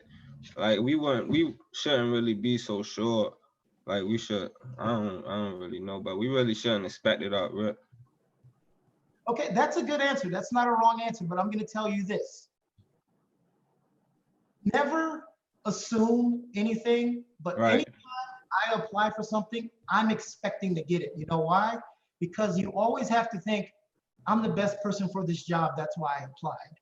You always start with the positive thinking. The moment you say, I can't get something or I can't do something, or you're wavering on it, people can see the non-confidence in you. You always say and think that you can do it. Ask me what 2 + 2 is, Tayon. 2 + 2 is 4. No, you asked me what 2 + 2 is. What's 2 + 2? 5. Is that correct? Nah. No, but if I'm going to give you my answer, I'm going to be confident. Sorry, I was dead wrong. I'm not going to waver. So we run into things because you put in that job application, you want it. So if you want it, you have to expect to get it. If you don't get it, if I don't get the job, it won't be because of me. Do you understand that? Say it again. I don't get the job, it will not be because of me. That's how you have to think. Okay. I'm going to do everything I can to assure my success. If I'm not picked, that's on them. That's their loss. That's how you have to look at it. Oh, right. Okay. And the way you do that is being prepared. You guys are going to be dealing with adults. They see you as a kid, a teenager. And two of the biggest things to prove yourself to an adult is to show accountability and responsibility. You show them those two things, and you already got your foot in the door, because you're going to be ahead of most of the other teenagers and kids that are competing for you for these jobs. Okay? Biggest tip is arrive on time. Next question. Someone has a question? Someone said they have a question? Okay, so one of the biggest things you can do is arrive on time. You've done your resume, you show up on time. What's on time to you, Markel? What's on time? Like, what's on time to me is like 5 minutes early. 5 minutes, all right? I'm gonna add 5 more minutes to it, okay? I'm gonna give you 10 minutes, all right? Here's a rule that I want you all to remember. Always prepare an hour more than you need to, okay? So if I have to be somewhere at 7 p.m., I am ready by 6 p.m. That doesn't mean I'm arriving there an hour early, but I am ready by 6 p.m. You have to give yourself time for things to happen. You cannot predict a flat tire. You cannot predict you leaving your resume, having to turn around and go back and get it. You cannot predict car accidents on the highway. You can't predict these things, so you always want to give yourself enough time so you don't look like this guy. Are any of you that guy? You're always rushing to get somewhere? No. Okay, Oren says you are. You're always rushing. So you have to know yourself. See how you admitted that, Oren? That's great. You have to know yourself. I know I have to give myself an hour because I'm a procrastinator sometimes. It's not a good thing, but I know that's me, so I prepare myself better. Yeah, I'm a big procrastinator. Like, I don't know why. It's just in me for some reason. It's something you can work on, but everybody has something. Yeah, definitely. Everybody has something. I'm 42. I've been procrastinating for 42 years, but everyone I work with does not know I'm a procrastinator because I'm ready when I need to be, because I know I have to get myself ready earlier. Okay? Yeah. Second one says there can only be one. That means don't take your friends to your job interview. Okay? Don't take your friends to your job interview. If your mom, if your older brother, if your older sister, if your uncle, your cousin, your friends drive you to your interview, leave them in the car. Tell your parent, your mom, I love you. I'm gonna do this on my own though, and you walk in that lobby by yourself. Don't go in the lobby and sit in the lobby with your mom or your friends and wait for the interview. Okay, it's very important. And then the third one is going to get you the most. Rehearsing answering questions. You have to be prepared to answer questions. You see the guy down there is looking in the mirror, asking himself these questions. Why do you think he's doing that, DeMonte? Say it one more time. Why do you think this gentleman is standing in front of a mirror or a window asking himself questions? Why is he looking at himself? Because he practicing, because he don't want to get in there and like make a fool of himself. Okay, that's a good answer. Kalapo, is that how you say your name, sir? Yeah, you got it right. Okay, give me a number why he would be looking at a reflection of himself while he's answering the question. Can you repeat that? Give me another reason why he would be looking at himself while answering the question. Your mic is cutting off. I can't hear you. Can you repeat that one more time? Give me an example of why he's looking at himself while he's answering. Hey, John, something's going on with your audio.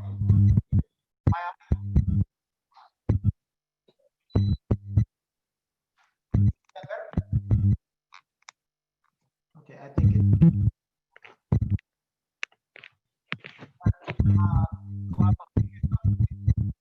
Not really.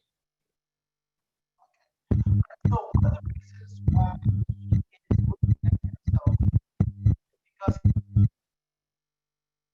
he looks when he is talking. Okay, he's looking at his face and the way Hey, John, we're having trouble hearing you. Is there something that you can unplug or plug back in? It sounds connection. I can't hear you.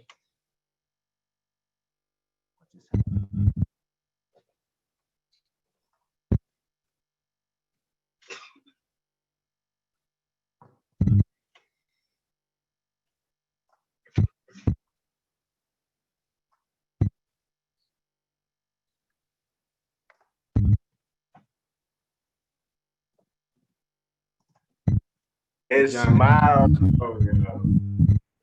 John, can you try disconnecting, rejoining? Yeah, that's not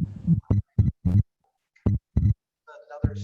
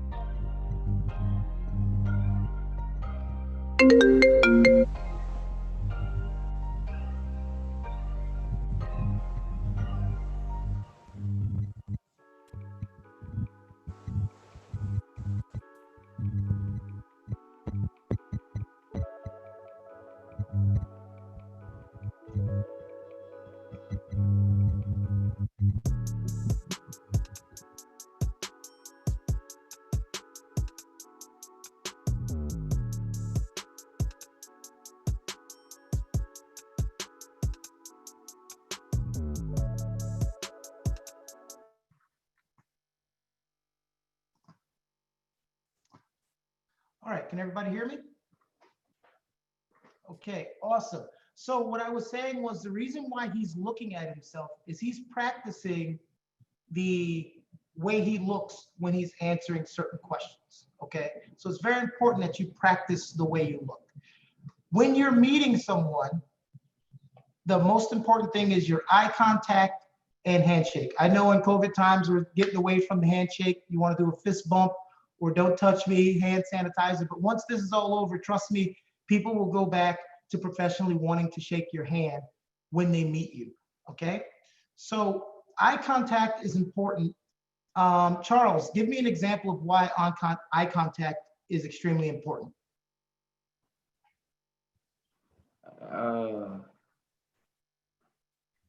Cause I don't know. Like if you don't look I'm not- when I'm Huh? talking, if you don't look at me when I'm talking to you, what might I think? So you can respect no more. There you go. I might think you don't respect me, you're not listening to me, or you're not interested. So like, for instance, this presentation, if the whole time I was talking to you guys, I was looking over here, how would you feel?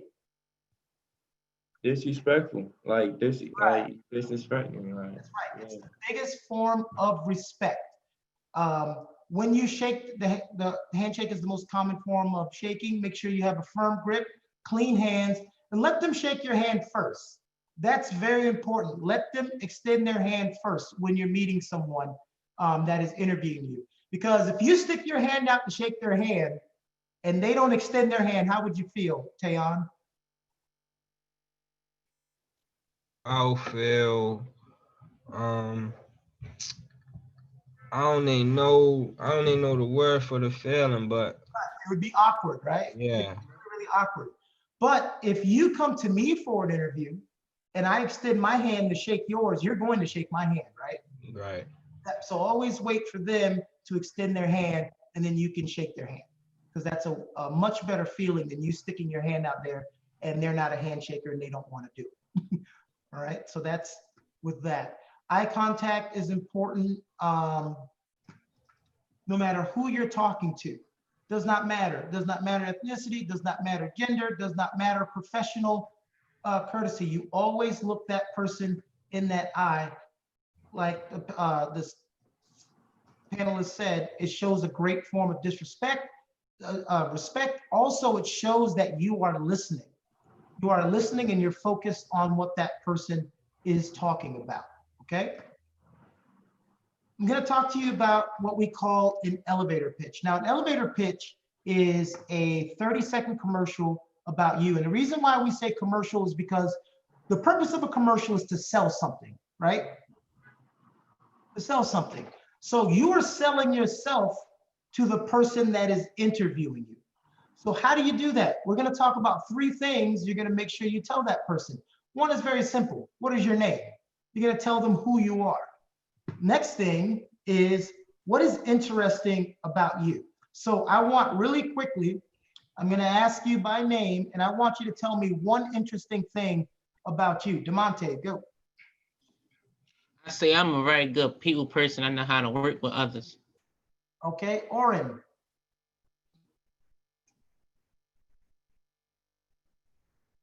I wasn't ready. Can you come back to me?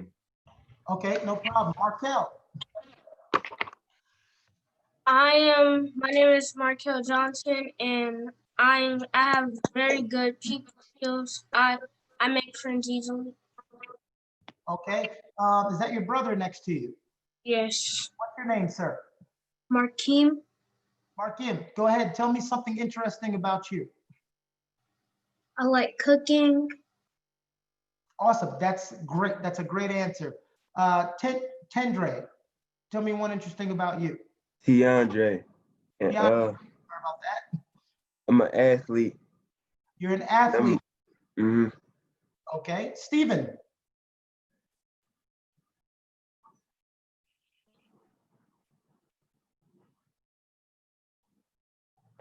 I like to play football. You like to play football. Okay. Kalapo.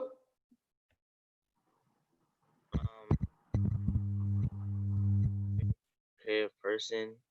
Since I involve myself with art and animation, I can bring a very creative side to any workplace. Okay.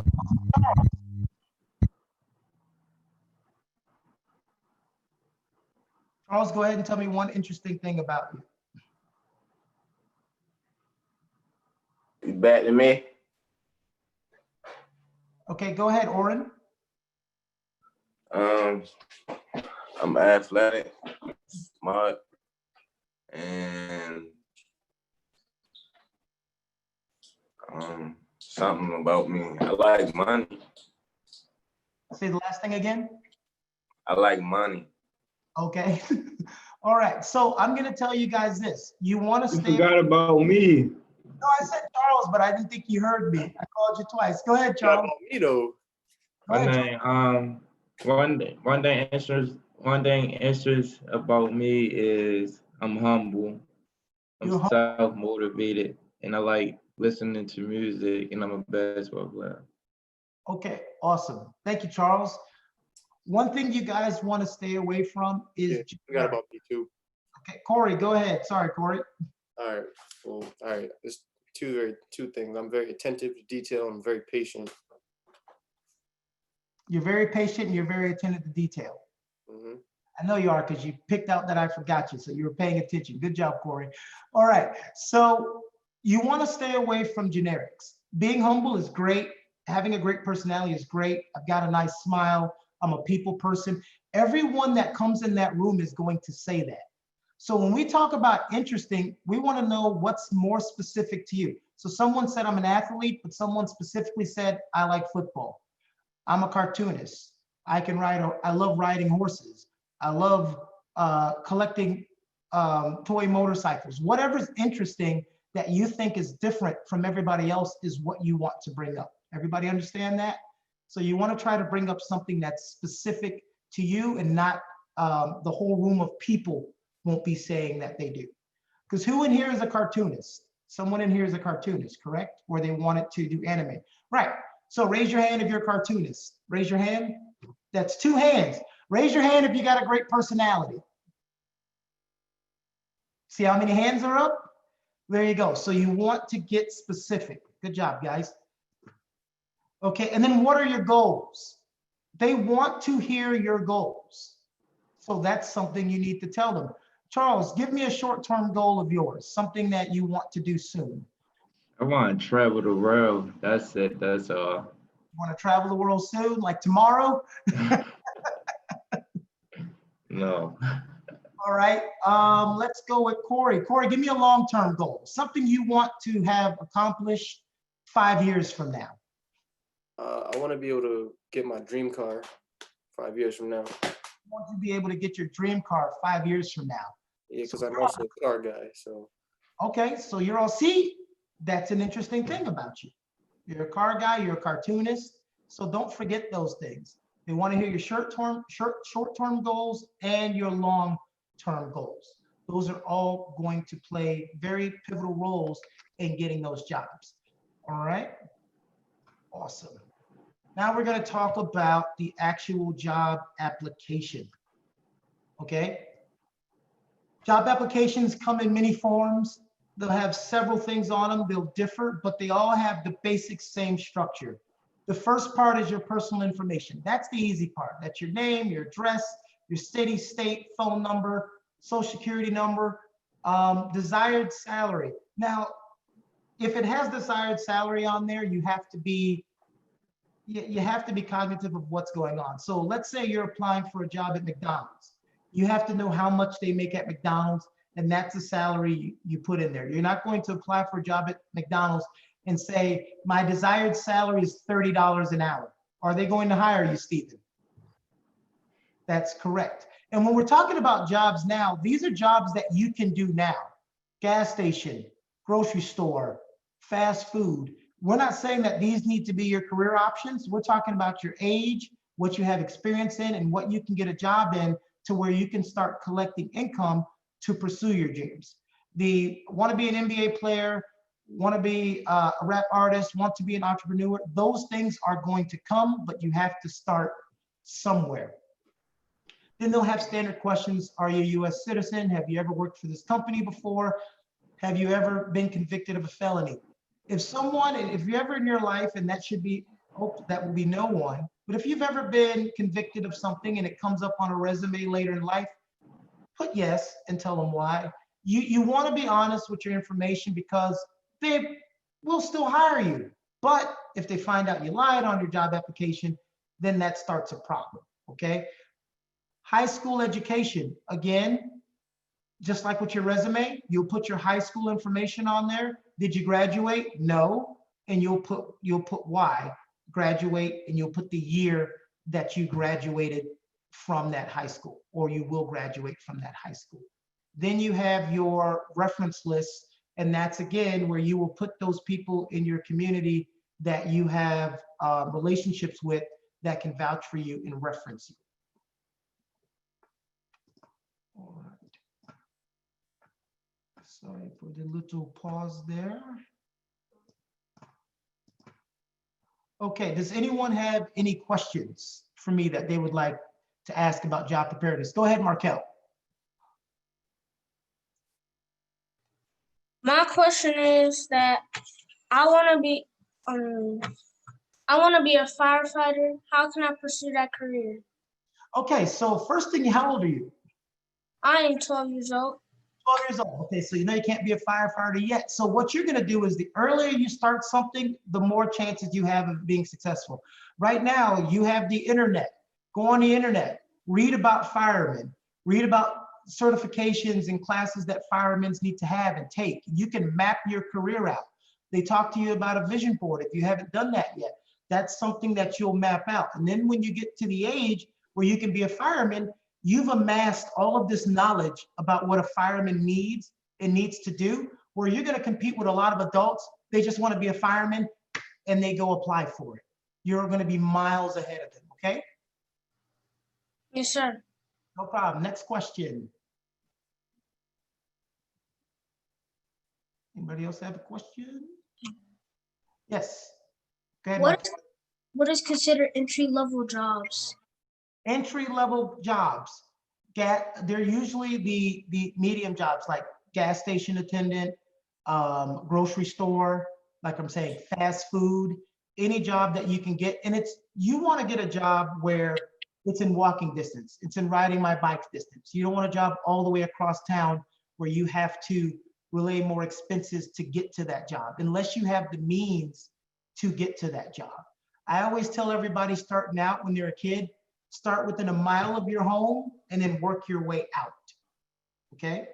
And then as you collect money, as you build, as you learn how to save money and be responsible, you can start moving further and further out and start moving further and further up the chain of your employment, okay? Okay. All right. Anybody else? Any more questions? Go ahead, Oren. All right. Are you a millionaire? Am I a millionaire? Yeah. I'm a millionaire without $1 million, if that answers your question. I'm 42, and just like you strive to be a millionaire, I still strive too. But the one thing I strive for most is giving back to you guys. That way you can give back to people before you, because $1 million will go away. The one thing that lasts in life is information and knowledge. And when you pass something on to the next person, that's how you truly live forever.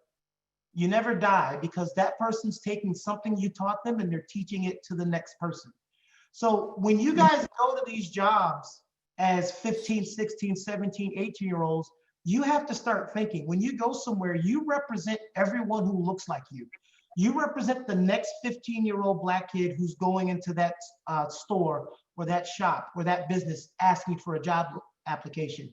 And that person that saw you, who saw how professional you were, how prepared you were, they think that next kid is going to be the same. If you walk in there unprepared and you're not ready, every kid that walks in after you until they see otherwise is going to think that way. So remember, you don't just represent yourself. Everybody understands that, right? You don't Yes, just. sir. Okay. Yes. I got a question. Go ahead, sir. How do I get an internship for them jobs that's making $80,000 a year? Okay, how you get an internship? It's the same way of how you fill out a resume. So if you're interested in working for somebody, an intern, now, trust me, a lot of businesses love interns. Why do you think that is, Taylor? A lot of it. I don't really know.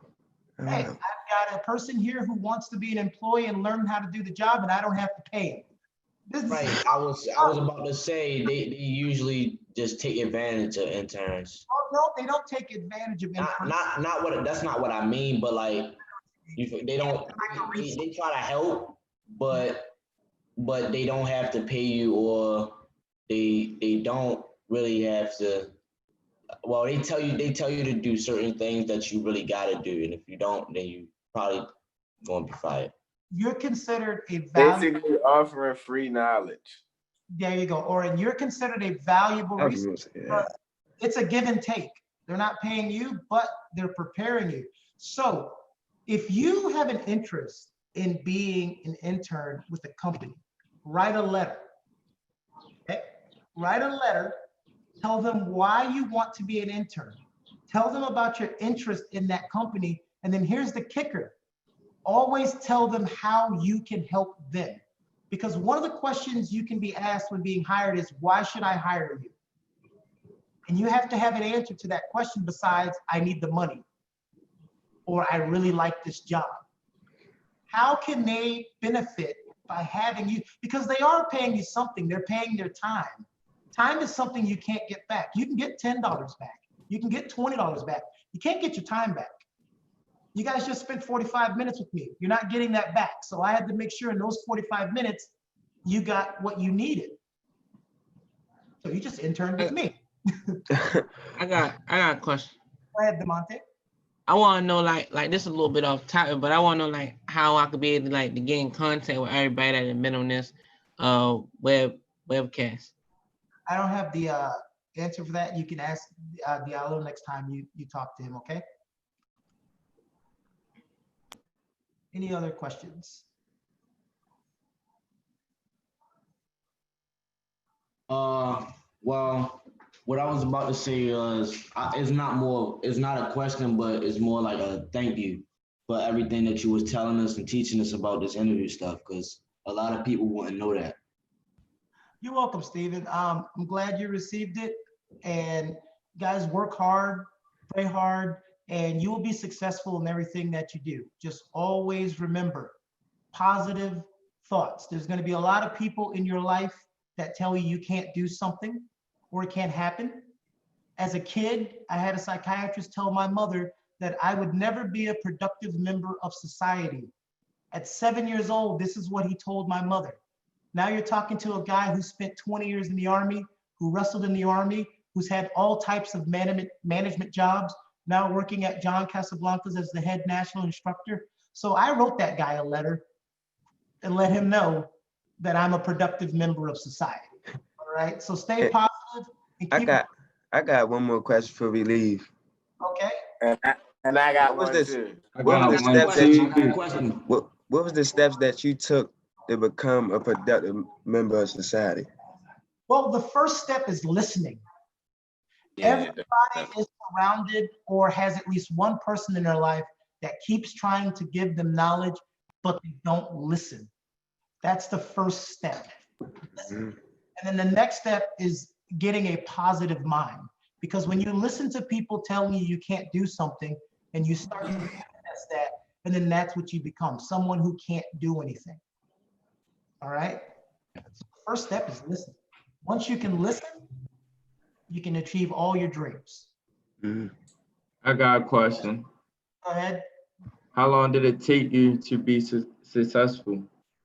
I'm gonna answer it like this. I was successful. I moved out of my house at 14. I'm not telling you guys to do that. That's not a very good thing to do, but I had a certain circumstance I had to get away from. But I joined the Army at the age of 19. Even after the first 10 years, I didn't consider myself a success because at 32, I still hadn't had a college degree. I still hadn't accomplished any of the things that I dreamed of accomplished. I put them all on the back burner because I was told growing up, I can't do it.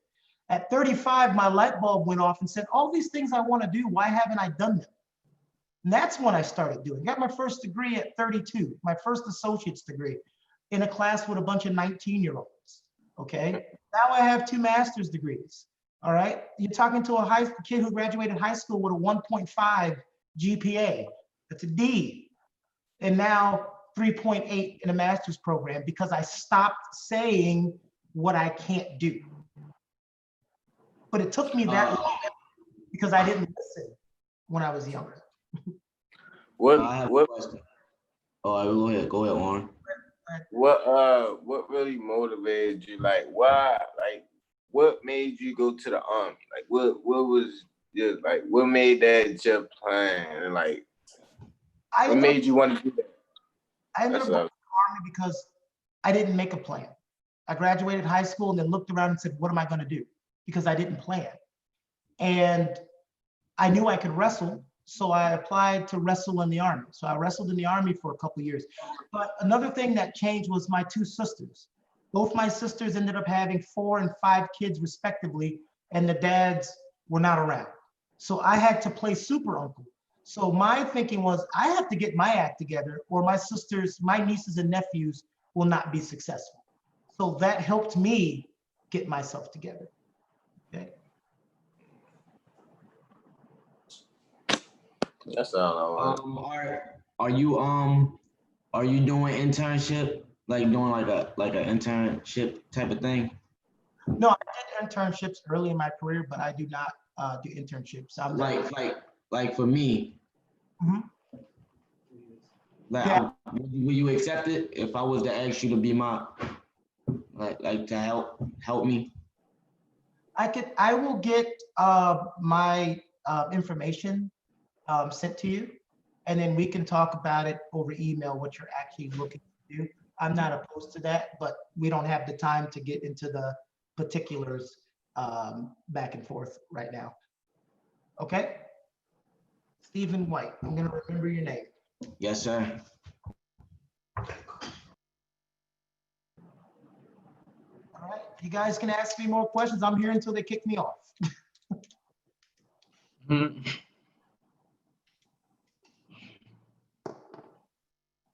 When did you consider yourself successful? When? Yeah. Way too late. That's what I was talking about earlier. Way too late. I told you I waited till I was 30. I waited till I was 35 to believe in myself. That's why you guys have to start now. Right.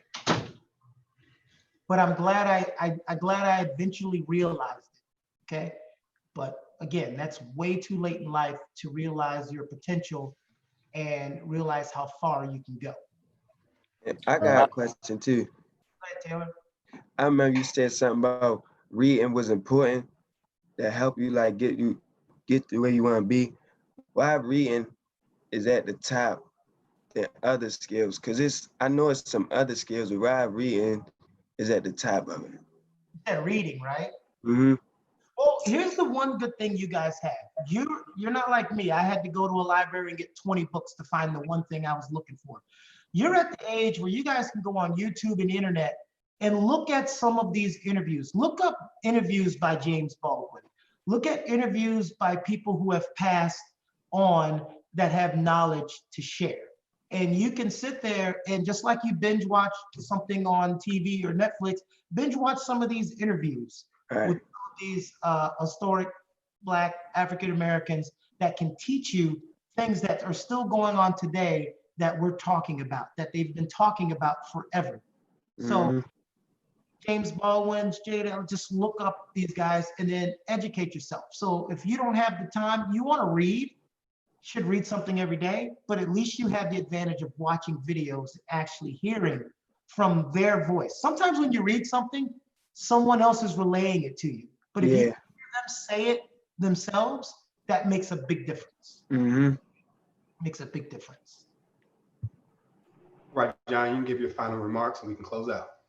Okay, guys, thank you all for listening. Again, positive thoughts, keep positive thoughts. Don't listen to negativity. It's easier to pull somebody down than to pull somebody up. So pull yourself up and pull the people around you up and you'll be successful in life. Thank you for having me, and everybody enjoy the rest of your day. Thank you. You too. You too. Thank you.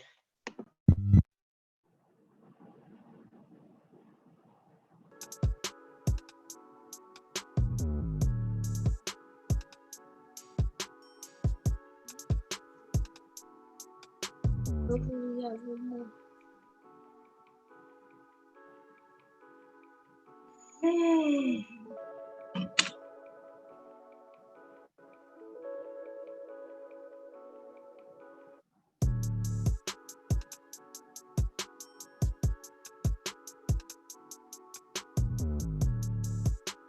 It's 12 o'clock.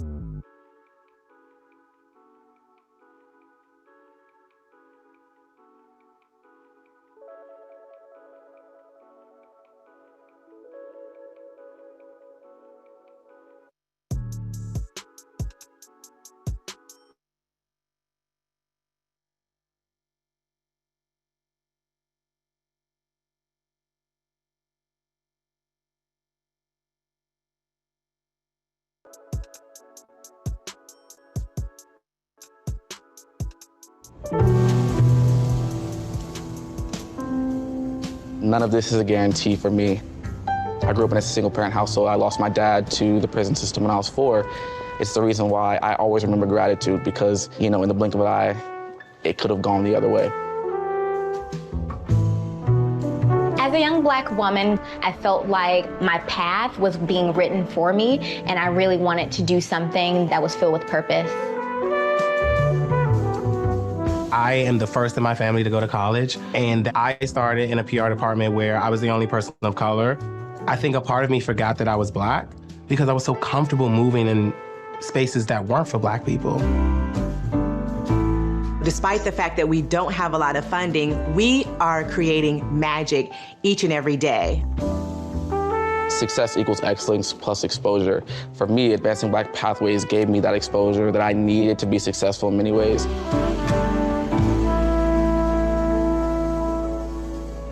I mean, Advancing Black Pathways is me.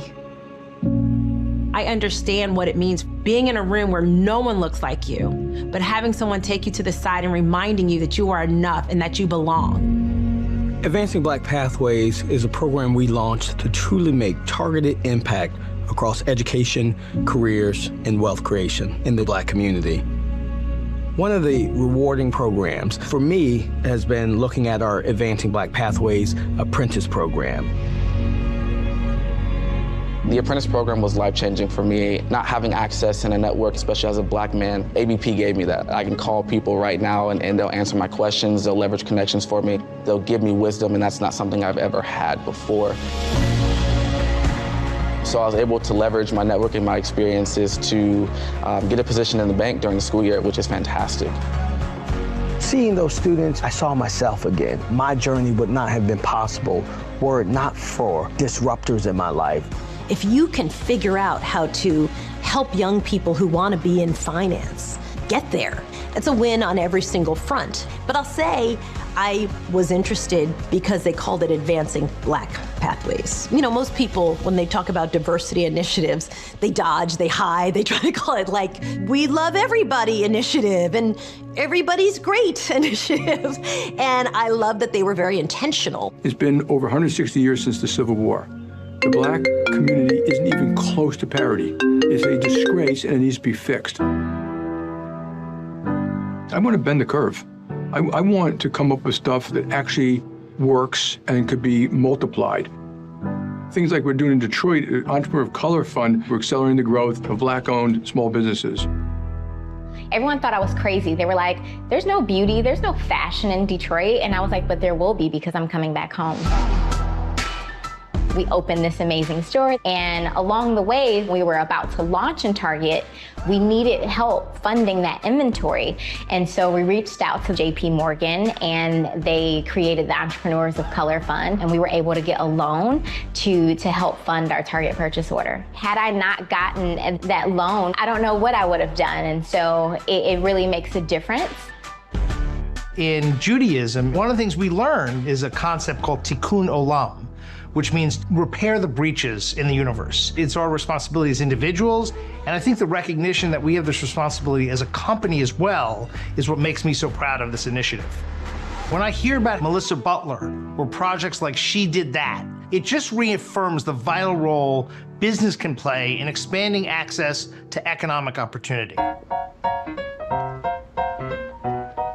I decided to produce She Did That because for the last 10 years, I've been blogging about Black women entrepreneurs. When I was talking about the film and where I wanted to take it next, the next place to go was to historically Black colleges and universities. And we were able to go to two of the biggest ones through our partnership with Advancing Black Pathways.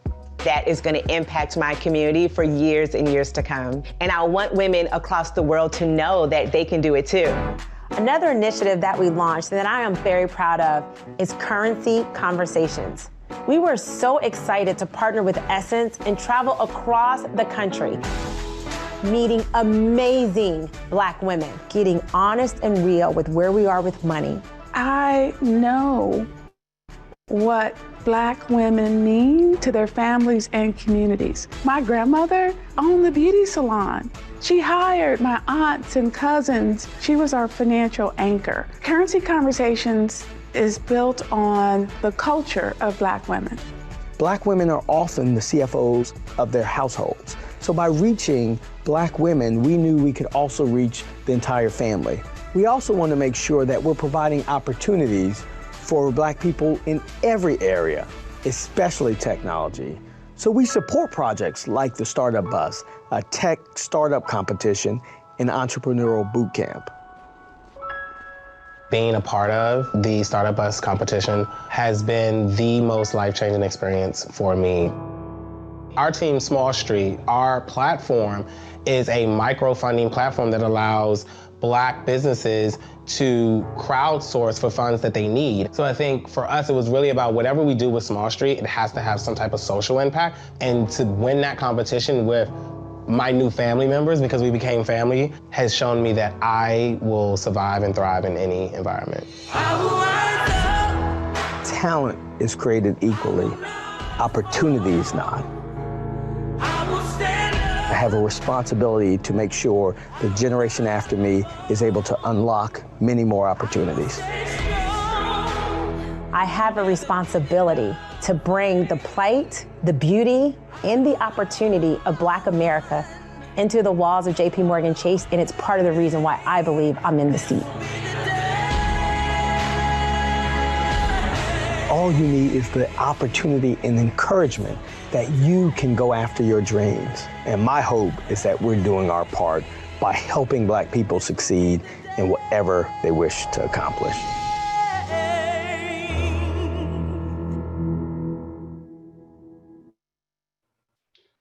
For our next session, this is Money Matters Workshop, presented by Advancing Black Pathways. Welcome, Arnold Johnson Jr. Take it away, Arnold. Arnold, you're on mute. I'll jump in really quickly and then do a handoff to you. Just wanted to definitely get the opportunity to speak to this group and really to thank the Steve and Marjorie Harvey Foundation for having us here today and for the work they particularly do with helping youth reach their highest potential and follow their dreams. And so it's good for us to be here today on this historic and monumental Friday of Juneteenth. And as many of you may know, that this day marks the oldest known holiday in the United States celebrating the end of slavery. And so I'm gonna share really quickly the story. So from your history lesson, you may recall that Lincoln signed the Emancipation Proclamation. That was in 1862, September of 1862. However, the enslaved Black folks in Galveston, Texas, did not hear of the end of the Civil War or the fact that they were free until June 19th, 1965, over 2.5 years later. And one of the reasons that has been cited was to basically keep them longer for a harvest. And so that delayed economics. And so as you think about that theme, like we're free now, we're all free talking to you, we're free from slavery, but racism and discrimination still impacts Black communities and our ability to chart paths to success today. So Juneteenth is a reminder that we must continue the work to create a brighter future for the next generation, for young men like yourselves. And that's why we created Advancing Black Pathways last year, so we could expand on our efforts to create greater opportunity for Black individuals, families, and businesses, so that we can all truly share fully in economic growth. And as part of this, we're hiring Black talent, we're developing Black leadership, and we're supporting Black businesses and households to improve the financial health of Black communities across the country. And we're focused on 3 areas: education, career, and wealth creation.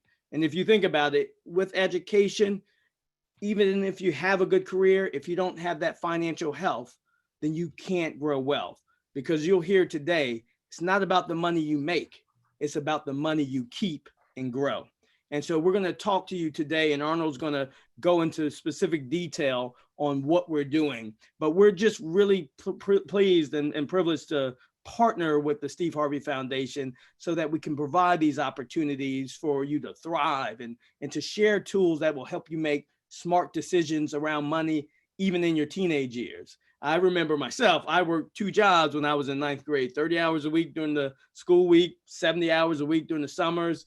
And I had an early appreciation for the importance of money as I attempted to help my family, but I had a disruptor in my life. And that was Inroads, an organization that put me on the path to have corporate internships. And that's the reason why we all are doing what we're doing, whether it's Steve, myself, Arnold. We want you to have more and to be more than the generations that came before you. You are our ancestors' wildest dreams. So yesterday you heard from one of our software engineers, Wisdom, and he talked about a career in technology and what that looks like. Arnold's going to talk to you today about financial health, but I'll go off script. I'll take 1 or 2 questions if there are any. And if not, then we'll pass it on to Arnold to really give you the meat of the matter today. But I'm happy to answer any quick questions that anyone may have.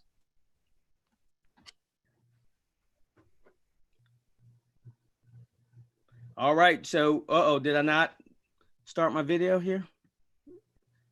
So with that, again, thank you for being here. I'll pass it over to, there are some questions. Oops, let me. All right, so I got 2 questions I'll quickly answer. One is how I got to where I am. And the other is I'm a 14-year-old with a business and I would like to know how to promote myself. So in terms of my path and my journey, you know, I won't give you the full picture, but I'll just say I had people investing in me like Steve and others are investing in you, and then building on those mentorships so that I can navigate my path, whether it was in college or working. So I will say this is a village. No person will make it on their own, but when you tap into, when you show that you are really trying to achieve, trying to do your best, there are people that want you to succeed, because we only succeed if you are able to take it further. And so my path has been, you know, navigating from school to working, but I always, you know, focused on how I could make impact, learn what I enjoyed the most, and then took jobs that enabled me to thrive and succeed by leveraging my passions and my skill sets. Around the 14-year-old Ashton with the business. So I would say, you know, business entrepreneurship is great. Black business owners have 12 times the net worth of Black non-business owners. So being an entrepreneur, while hard work, can truly create some wealth building opportunities and the opportunities to really hire and create jobs in our own communities. So again, that entrepreneurship path is a journey. So I'm happy to come back later and talk about entrepreneurs, what we do working with Black businesses. The last question I'll quickly answer: how long have I've been doing this? I've been working in finance for over 20 years, 13 years at JP Morgan. I worked in our investment bank. I covered large and complex clients, and I've been able to navigate all through financial services. It's an incredibly rewarding career, both financially and personally.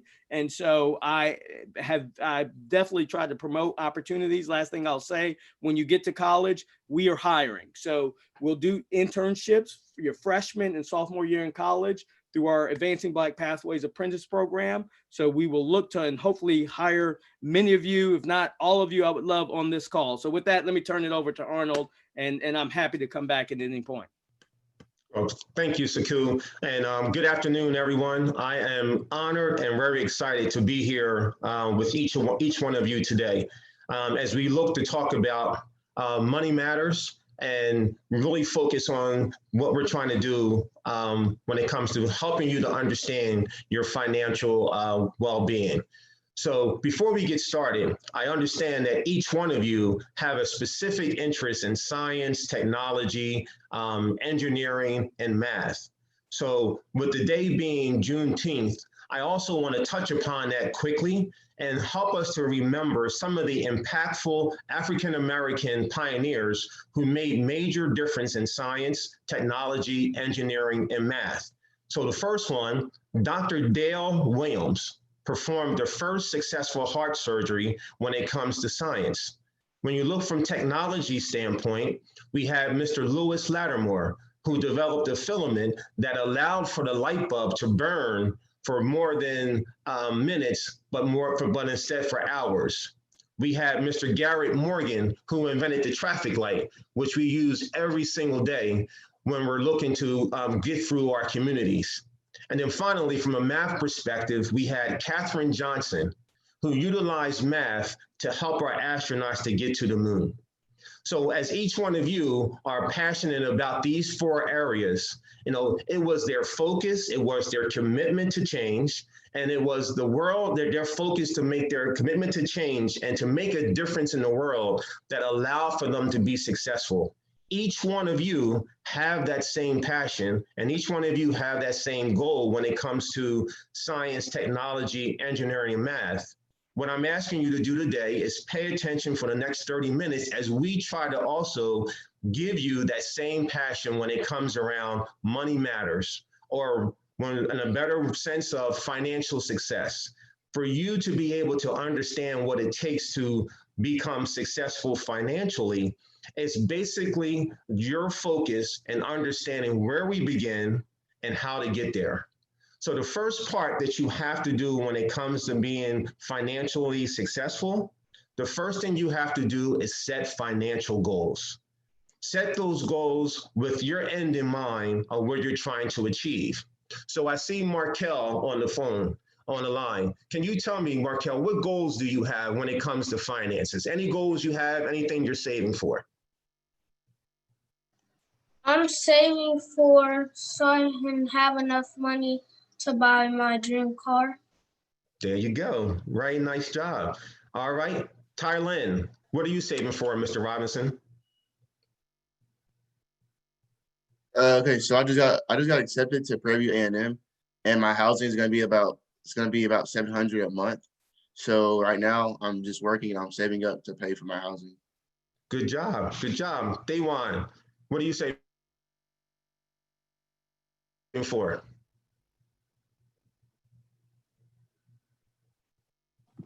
Oh, okay. It's working now. Okay. I'm saving for my car as well. For a car. So when you're looking for setting your financial goals, for you to be successful, there's things that you have to do to make sure that you get there. So if you're taking notes, what I want you to write down is the word SMART. So whenever you're developing your financial goals to help you save for what you're saving for, you want to focus on the word SMART. Each one of your financial goals must be specific. So what does that mean? You're saving for a particular thing, and you're going to need $500 to get there, for example. They have to be measurable. So when you're looking at, when it comes from being measurable, you're going to save a certain dollar amount weekly to make sure you get to the $500 that you're looking to save. They have to be achievable. So what you want to do is say, I'm going to save $5 a week until I reach that $500 goal that we just spoke about. They have to be relevant. So to Tylin, what you just said is relevant to the fact that you need to be saving for your housing. So this savings goal that you're building is going to allow for you to get there. And then finally, it has to be time stamped. So that means you want to save this $500 by this particular date. So when you're building and you're setting those financial goals, it's very important that you utilize the SMART principle that we just went through, because by having that in place, it will keep you focused, it will keep you accountable, and then will help you get there. So I want to stop there and get feedback on what we just talked about. So Tylin, you first. When it comes to having SMART goals, what are your thoughts on what I just said? So what you just said, I guess I've been trying to do that. So I've been working. So I work at Chick-fil-A, saying we get paid every 2 weeks. So every 2 weeks I save up $350. So every month that I'll save up the $700, I will have 1 month done of housing. So okay. I guess the measurable and then the timestamp in the Pacific, I get that. Okay. How about you, Dontrace? Hopefully I said it right. How about you? What do you think about what we just said about SMART goals? I think it's doing better, better than yourself. Real. And basically doing become pursuing your dreams, whatever you got going on, no matter what nobody else talking about, if you want to do it, do it. There you go. Okay. And then let's go back to Daywan. Your thoughts on what I just said. I don't know why my mic keeps turning off. That's okay. You basically were talking about how if you had a goal that you would have to make certain markers and save up money in measurable intervals to the point to where you can get to that goal in a faster point in time. There you go. So the first part when it comes to being financially successful, the first part, I'm reiterating it one more time so we all get it, okay, is that you have to set financial goals. So we all have to understand, first of all, what are goals? What does goals mean? So what does a goal mean to you, Markel? What is a goal? What does it mean to you when we say goal? A goal to me is an accomplishment, a success. I want to be a firefighter, and I achieved that goal. I overcame it, and I did what I wanted to be. Good job. And Marquine, what about you? What does a goal mean to you?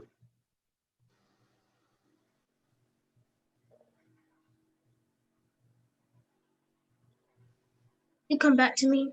Yes, I will. Okay. And then we got someone on the panel. Okay. A goal is something that drives you in life. So when you're looking for what a goal is, okay, very simple for everyone who's taking notes. A financial goal gives you direction and can guide you with your actions. And also, when you set a goal, it allows for you to stay focused, because sometimes things in life will deter you from trying to reach those goals. So when you're setting your financial goal, which is the beginning of being able to understand how to be successful financially, you have to have it in mind that the goal that you set is something that's going to allow for you to know where you're trying to get to. And I always teach people, you take a goal and you begin with the end in mind, whether it's to go to college, whether it's to get a new car, whether it's to get a new home. Your goal is to make sure that we have a plan in place to help us to get there. So the next question is, once you set the goal, what's the next step? So when you're looking, after you set your goal and you start your journey, the next thing you have to do is start to get real about savings. Because unless you start to save and unless you start to build a plan on how to save, it's going to be very difficult for you to get there. So getting real about savings, there's one thing I want you to write down, because I do see a lot of you writing down on your notes. I want you to write this down. And what it is when it comes to savings, you should always look to buy things that you need instead of things that you want. There's a big difference there. When you're buying the things that you need as opposed to the things that you want, you stay within your savings plan, which will allow for you to ensure that you are successful into reaching your goal. So I always challenge people with that, because sometimes you don't need the most expensive sneaker. You don't need the most expensive watch. You just need something that allows for you in your savings plan to be successful at reaching your ultimate goal by addressing the things that you need and getting those things done. So here's 3 things I want you to write down when it comes to savings. Okay, the first part of savings, and I'm going to ask each one of you at the end, so please make sure you're writing it down in the notes. Okay, the first part of savings is, how do I increase savings? What things must I do to ensure that I increase savings? That's the first part when you're developing your savings plan. Number 2, what adjustments do I need to make to reach my savings goals? And then number 3, how do I make it easy to save? So let's go through those one more time, and I'm going to come around and ask each one of you for your feedback. So the first part of savings, to be successful when it comes to savings, number 1, how do I increase my savings? Number 2, what adjustments do I need to make to reach my savings goals? And then number 3, how do I make it easy to save? So let's go to you, Daywan.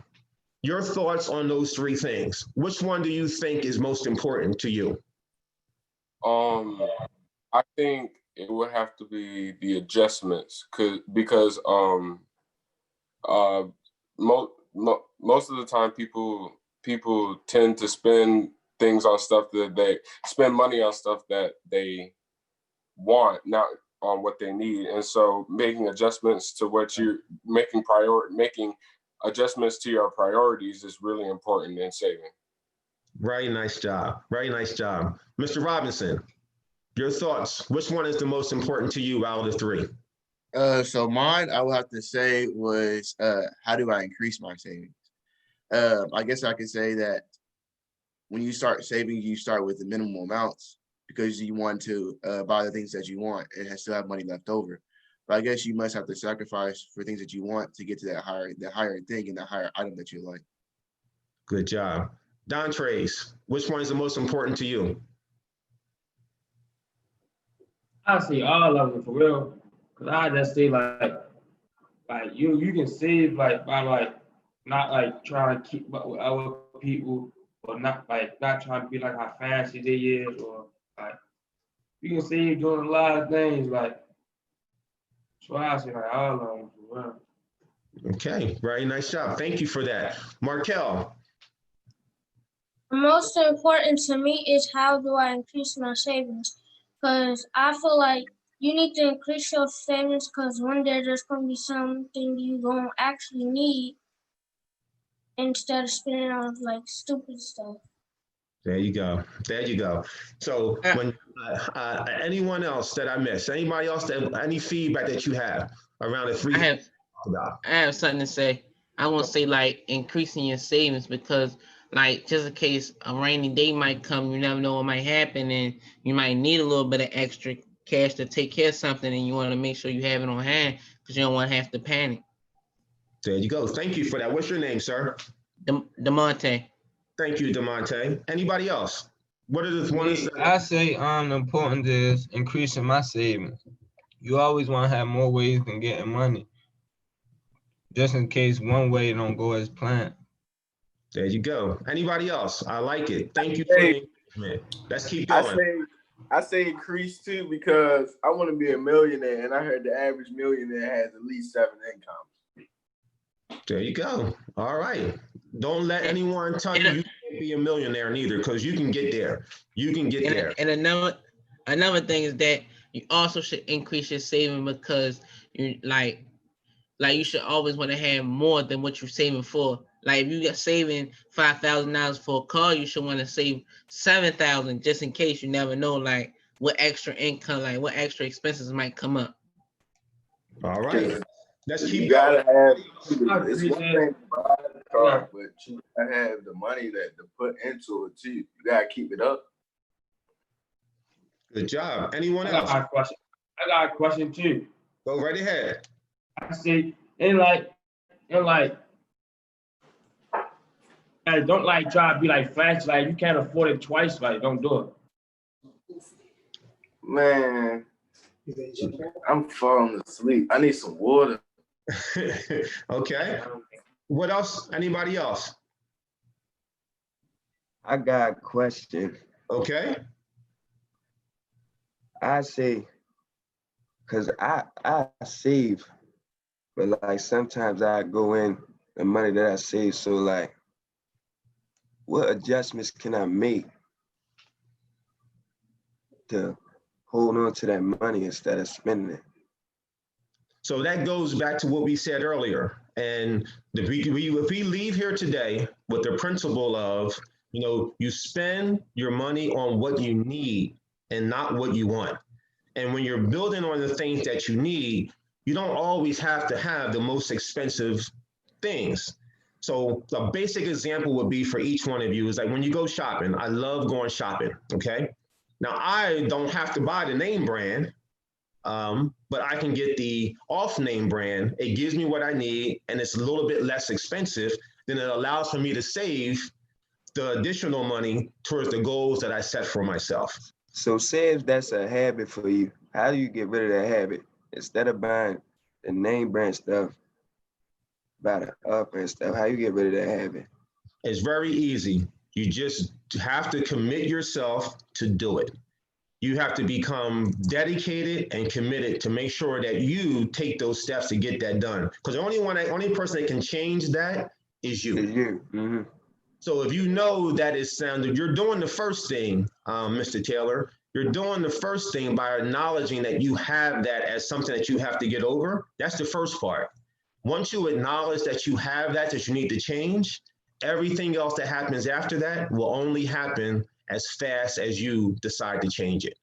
That is an outstanding.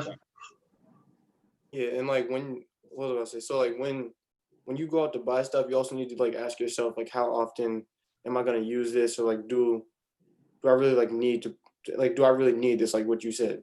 It's like you gotta separate your wants from your needs and ask yourself like how often am I gonna use this, and yeah, such and such.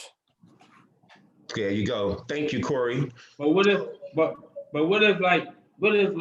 you don't got income coming in like every 2 weeks or like every other day? Like it'd be hard to like just don't touch it. Like it'd be hard. Like you be needing money in your pocket when you go outside. If you want to go out, like it'd be hard. So like you don't got no like income for real. Like so DeAndre, you're taking me to the next point.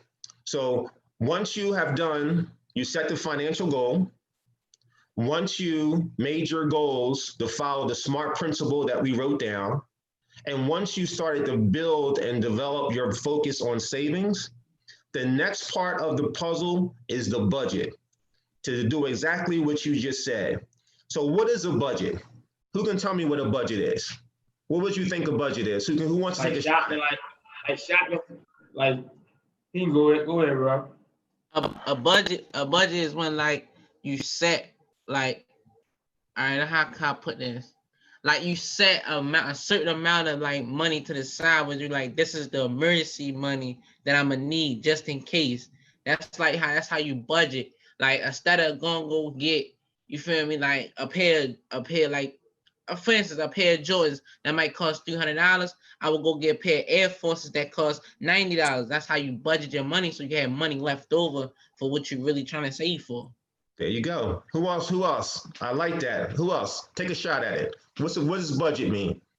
Budget is basically an amount of money that you can safely spend. It will not hurt you at the end of the way. So, if you're making $2,000 a month, you might have an $800 budget. So that way, you know not to spend over that. So that way you can still have money to take care of your bills and utilities and everything else that you may need. Good job. I like that. Who else? Let's keep going. Like a budget is like an estimate of income that you want to set for yourself. Okay, good job. What else?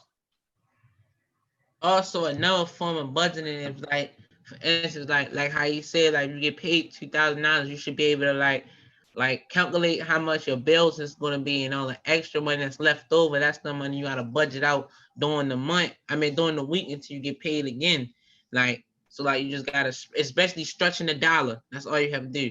You got to use pennies instead of quarters so you can stretch your dollar.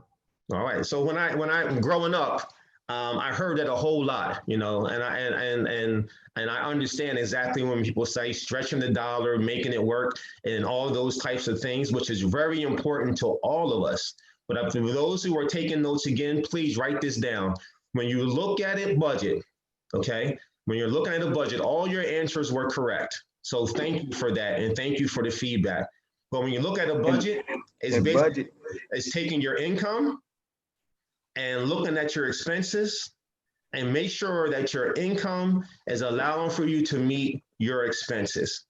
And whatever is left over after you meet your expenses, that takes us right back to our road to make sure that we have a strong savings plan that will allow for us to meet our financial goals.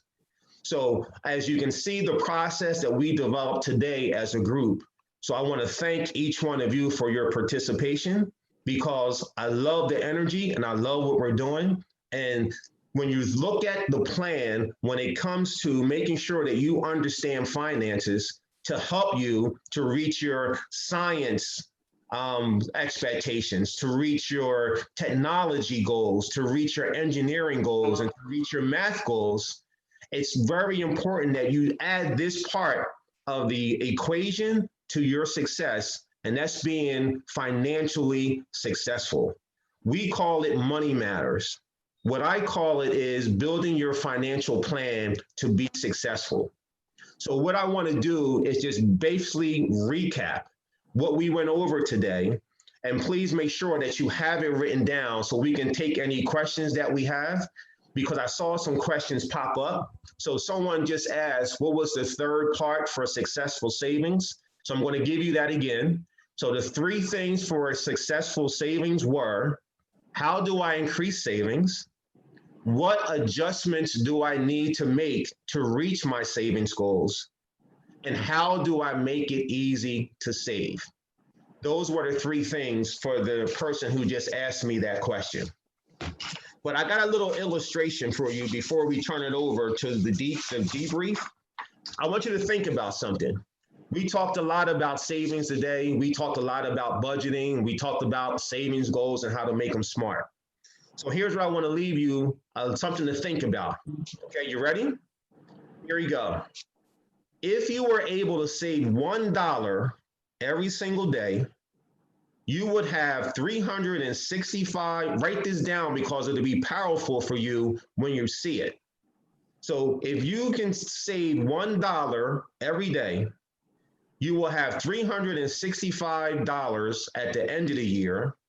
You will have $1,826 in 5 years, and you will have $3,652 in 10 years.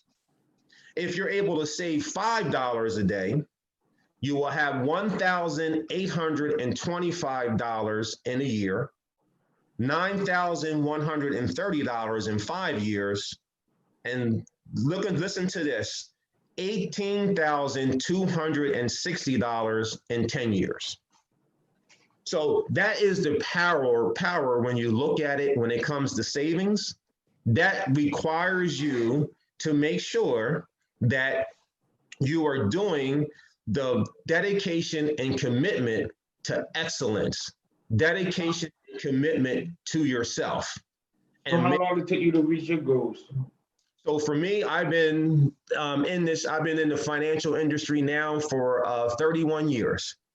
And I started out, I came from a single family home being forced to raise my brother and sister when I was in 3rd grade, and allows me to build those qualities that I'm talking to each one of you about. You know, everybody can be successful. You can be successful from no matter what your beginnings are, if you're dedicated and focused on what you need to do to be successful.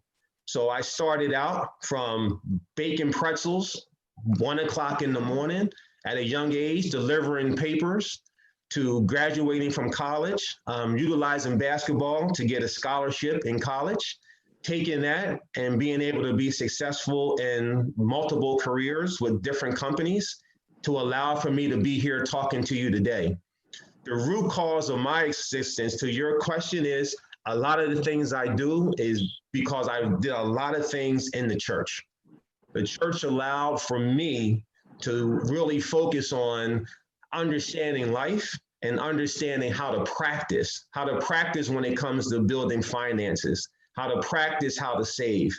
You know, when your mom gives you money when I was a young kid for Sunday school, so how do I take that dollar or that money she gave me and put it in Sunday school and have money left over to buy something afterwards? Those basic principles at a young age allow for me to instill what I have now to help each one of you today. This is my passion. This is what I love, to see so many of you get ready to start your careers and start your life. And just to let you know that no matter the road that you're on, it's very important that you stay positive and focused to get to where you have to get to. So that's how I got to where I am now. Great question. I got a question. Mm-hmm. So I know in order like you have to like finish school and get a job, like to become like a business owner, you need like, when is the perfect time to like quit your job and like focus on your business? When will be the perfect time? So you want to make sure you don't quit your job until you have enough income and you're solid and you're accomplished in your business. So you always want to make sure that before you end something, that you're already successful in what your next steps are going to be. So you don't ever end something without being totally successful in what you want to be first. Very good question. Very good question. So what I want to do, because I know we're coming at the end, I just want to briefly recap, and then we'll open it up to questions, because this is what I love to do for each one of you. So today, we learned about what today is about. You know, Juneteenth is a very important day for all of us, but it also helps us to remind each one of us of the pioneers who came before us and the things that we want to do to change the world. Each one of you have the ability to change the world. And I'm so excited for where you're going to go, and anything that I can do to help you get there. You know, I'm more than open to talk and to help you learn and to motivate you and to inspire you, because someone did that for me many, many years ago. And I want to thank you for the opportunity to speak to you today. But when you look at what we're talking about from Money Matters, please make sure you have this in your notes, okay? The first part of being Money Matters is you got to set financial goals. You got to set a goal, understanding that you have to begin with your end in mind. Number two, you got to make sure that your goals begin with savings. You have to make sure that you have savings, and you have to be able to have a plan to increase your savings, adjust when you need it, and you have to make sure that you make it easy for you to save. And underneath of that, just make sure that you just say to yourself, you buy the things that you need and not the things that you want. Please don't worry about what someone's just asked me a question. Doesn't matter what people think about you out on the street if you don't have a name brand or you don't have the latest of something. Long as you know why you're buying what you're doing, and as long as you're buying what you need to make sure that you're successful, you have another goal that you're trying to reach for. So the additional money will help you get there. And the fourth thing is you got to have a budget. So your budget means that your income should never be higher, be less than your expenses. Live within your means to make sure that you're successful. So here's some homework for each one of you. So hopefully we'll get to meet again. So I need you today, by the end of next week, here's what I want you guys to do. I need you to set your financial goal. Set your financial goal, tell me what it is, and make sure that it's a goal that's going to help you get to where you want to get to. Develop your savings plan. What is it going to be? How you're going to get there? And what are you going to commit to make sure that it happens? Then complete your budget.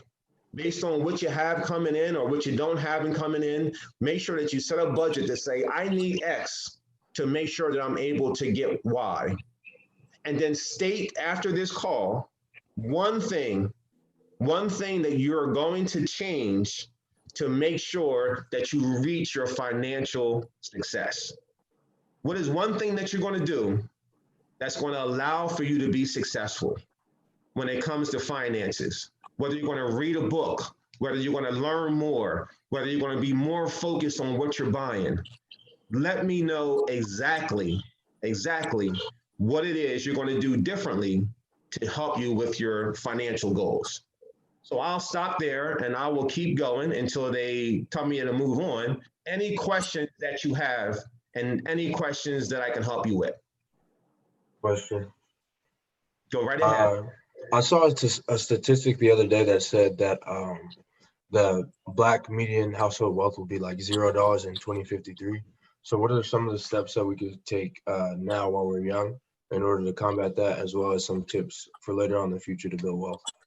Good question. So some of the things that we can do to combat that, first of all, Tyron, did I say it right?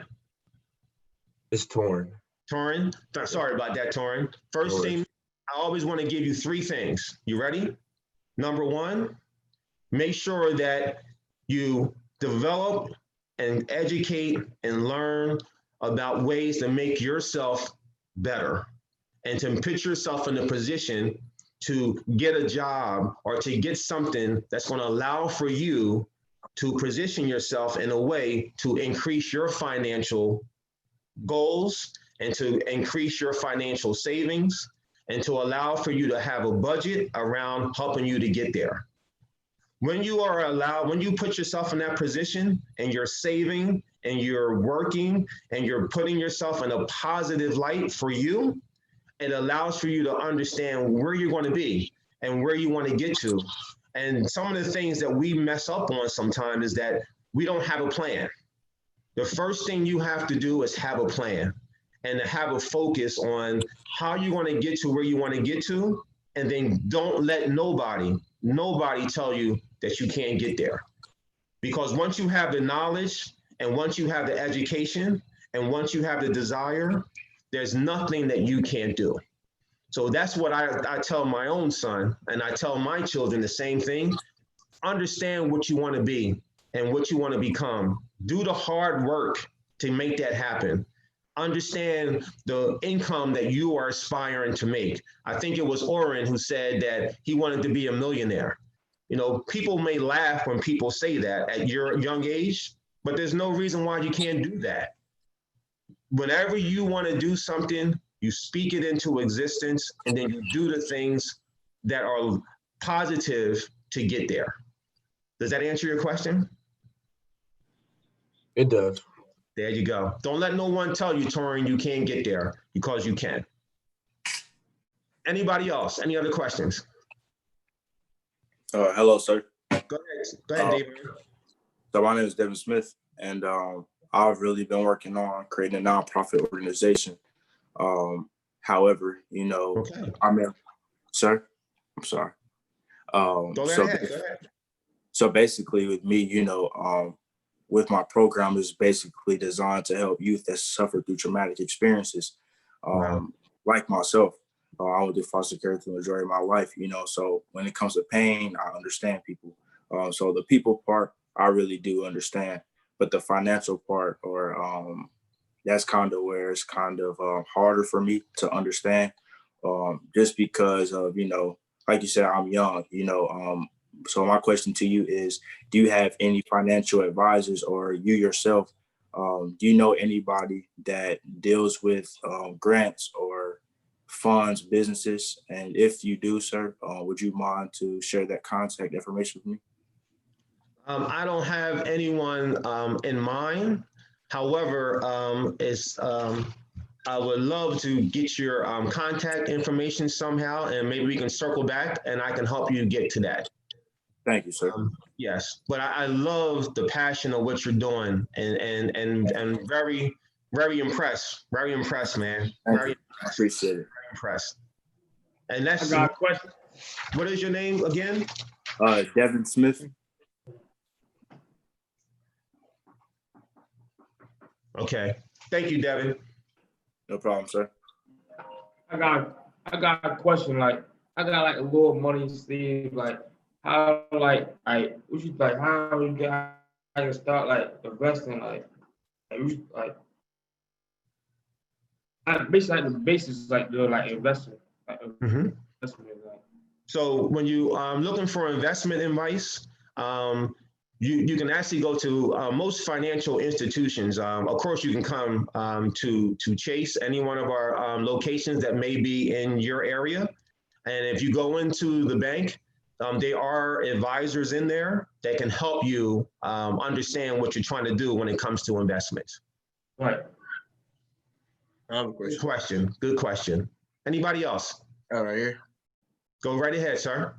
So one of your questions about savings was, how do you make it easy to save? From your personal experience, what are your easy ways to save? I'll give you 3 things to that. You ready?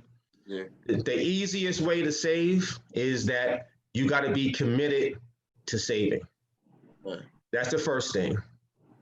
The second thing, always spend within your means. And then the third thing, and this is going to seem really, really simple, just do it. Just do it, Mr. Robinson. You know, when you're looking about savings, I like to do visual things sometime. So whether you put it in a bank and watch your statements grow, or whether you put it in somewhere at home in a jar or something that's even as easy as bringing all your change home every day and putting it in a jar and watching it grow. Watching your visual things happen, and once you get that good feeling, hey, like I said earlier, $1 a day, $1 a day, you'll have $365 at the end of the year. $1 a day, you have $3,000 in 10 years.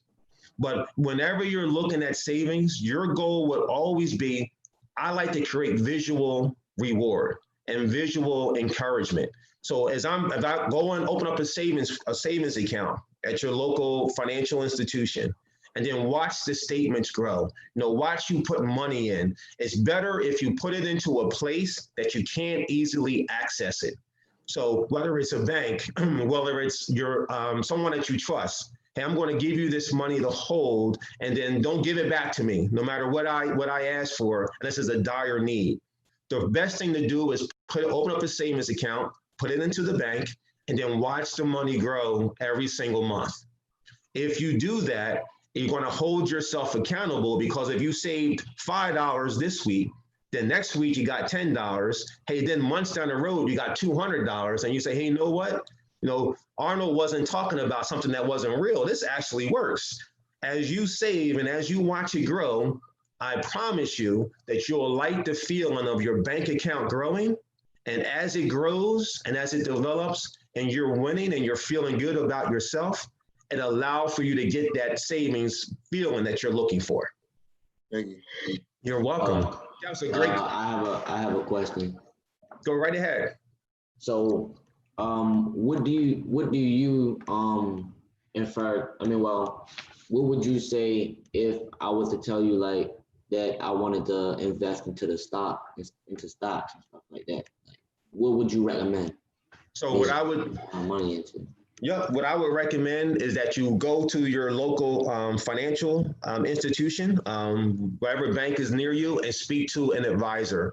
I'm not a licensed person that can give you that type of advice. So you would have to go into a financial bank, and you want to make sure that you speak to someone who's licensed that can give you that type of advice that you're looking for. They're equipped to go through that. They have the background, and they can give you the right direction that you need. Great question. Great question. Just Anybody to else? chime in, I was just gonna chime in on the what Traylon was asking on how to make it easy to save. Like, we live in a generation where there's so much technology that is in our favor. So there's apps like Digit and Acorn. For instance, Digit, it'll take, say if you spend if you spend 75 cents, it'll automatically round up that 75 cents into a savings account. So it'll automatically save everything that you round up. And Acorns and apps like Acorn and Robinhood allow you to invest that change into the stock market. Good job. Good job. What about credit? Having good credit. So good credit comes with making sure that once you have established credit, whether it's once you get a job and once you have your first credit card, for example, or whatever credit vehicle that you have, you always want to make sure that you're paying your credit on time. Whatever your first credit card, whatever your first bill, the best thing that you got to do when it comes to credit, you got to make sure that you have a means to pay that credit off. Never open up a credit card if you don't have a way to pay the credit card off. A lot of people go into debt to make sure that you are focusing on the wrong thing. Hey, I got a credit card and I'm going to pay it back. Whenever you develop a goal and whenever you have credit, the number one factor for all of you, so please listen to this, is that you got to make sure that you have the income that you can pay off that credit so you don't fall into a deeper hole and then your credit gets messed up.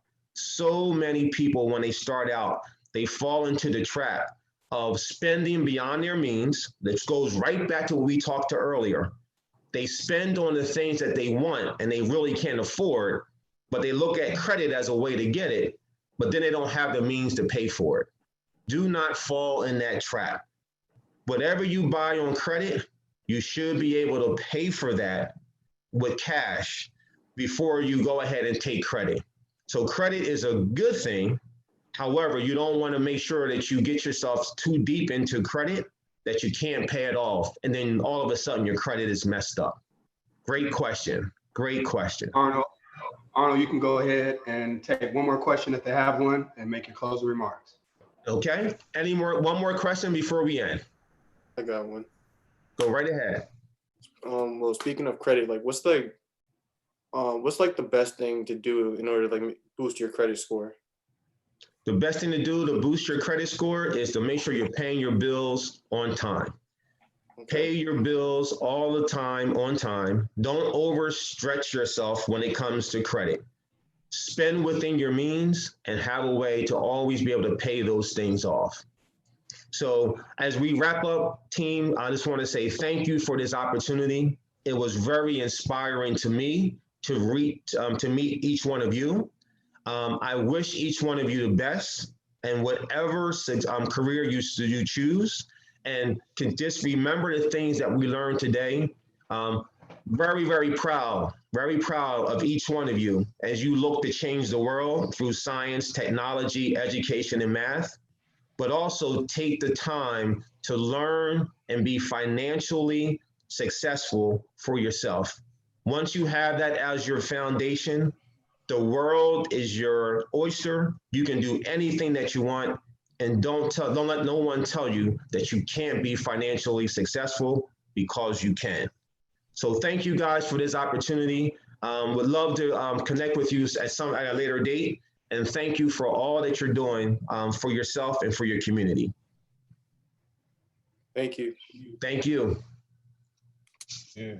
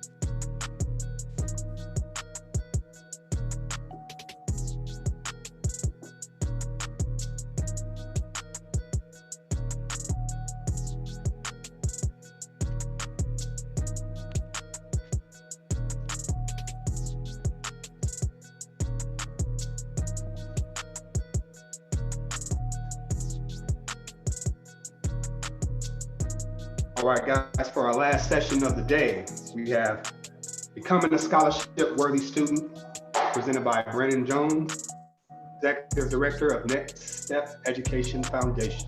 Take it away, Brandon. All right. Good afternoon, fellas. How you doing today? Good. Good. My name is Brandon Jones. I am the Executive Director of Next Step Education Foundation. My job is to assist students with college acceptance. That's what I do. I'm here in Atlanta, and so today we're going to be talking about how to become scholarship worthy, what you need to do to get those funds.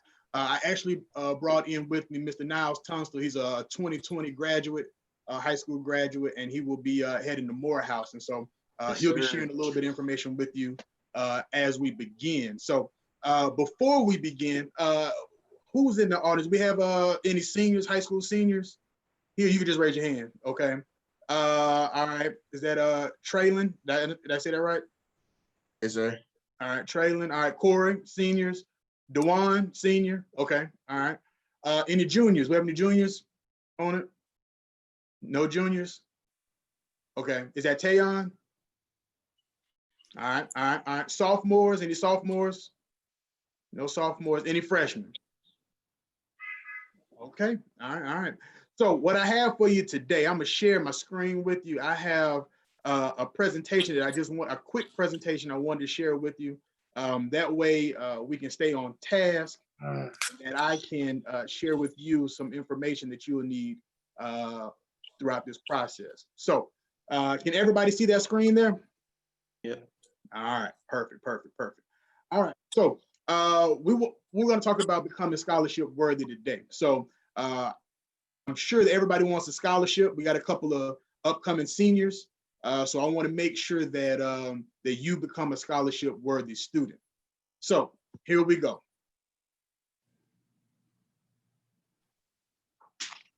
All right, the first things first, fellas. What are you putting your time and efforts into? You got to be honest with yourself. Who's on their phone all the time? You can just raise your hand. Yeah, on the phone. Who's gaming? Who's a gamer? You a gamer? All right. Who's lazy now, where they know they got to do some work, they're procrastinating? Is there anybody like that? No? All right. Who's into the girls? So I know it's a big one. Daytime with the girls. I got you. And the others is with the fellas. We want to see if you are, you're daydreaming, spending your time with the guys, not being very productive. And so I want to make sure that you are putting the most amount of effort into your future as possible. So that's what we're going to be talking about going forward. So let's talk. Corey, you're a senior, right? Corey, unmute yourself for me. Yeah. We're talking about, have you done the necessary work? So what I'm talking about is completing educational responsibilities. Now that's the big part, is with excellence. Tell me, how's your academics going? I know that we're going through this coronavirus pandemic, but how has academics been with you so far during this process? They've been pretty good. I've been staying on task with like all my online classes. Actually, I just graduated a couple weeks ago and I passed. Oh, okay, all right. You're a graduate. Okay, all right. What city are you from? Where are you at? From Boston. You in Boston? Okay, all right. So you are going to college coming up, I'm assuming, or Yeah. a trade or working. Okay, or in the military. All right, Corey. Thank you so much. Traylon, I saw that you were a senior as well, right? Yes, sir. I graduate Sunday. You graduate on Sunday. Okay, all right. So have you been committed to gaining information and experience outside of academics? So we talk about academics, that was GPA and test scores and making sure things necessary academically, but outside of academics, have you been gaining any information? Have you been looking up anything? Have you been trying to get more information?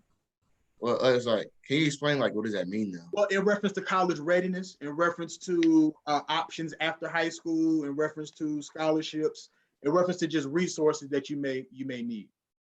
So I've got like 4 scholarships in the last month. Also, I'm going to PV A&M in Prairie View, Texas. Yeah. And yes, sir. And starting Monday, I start an online class so I can get 6 credits up for my major for free. Perfect. That's actually an opportunity that I was going to talk about a little later on. So Traylon, stay close on that one because I actually went through a program like that as well. Is it? So, all right.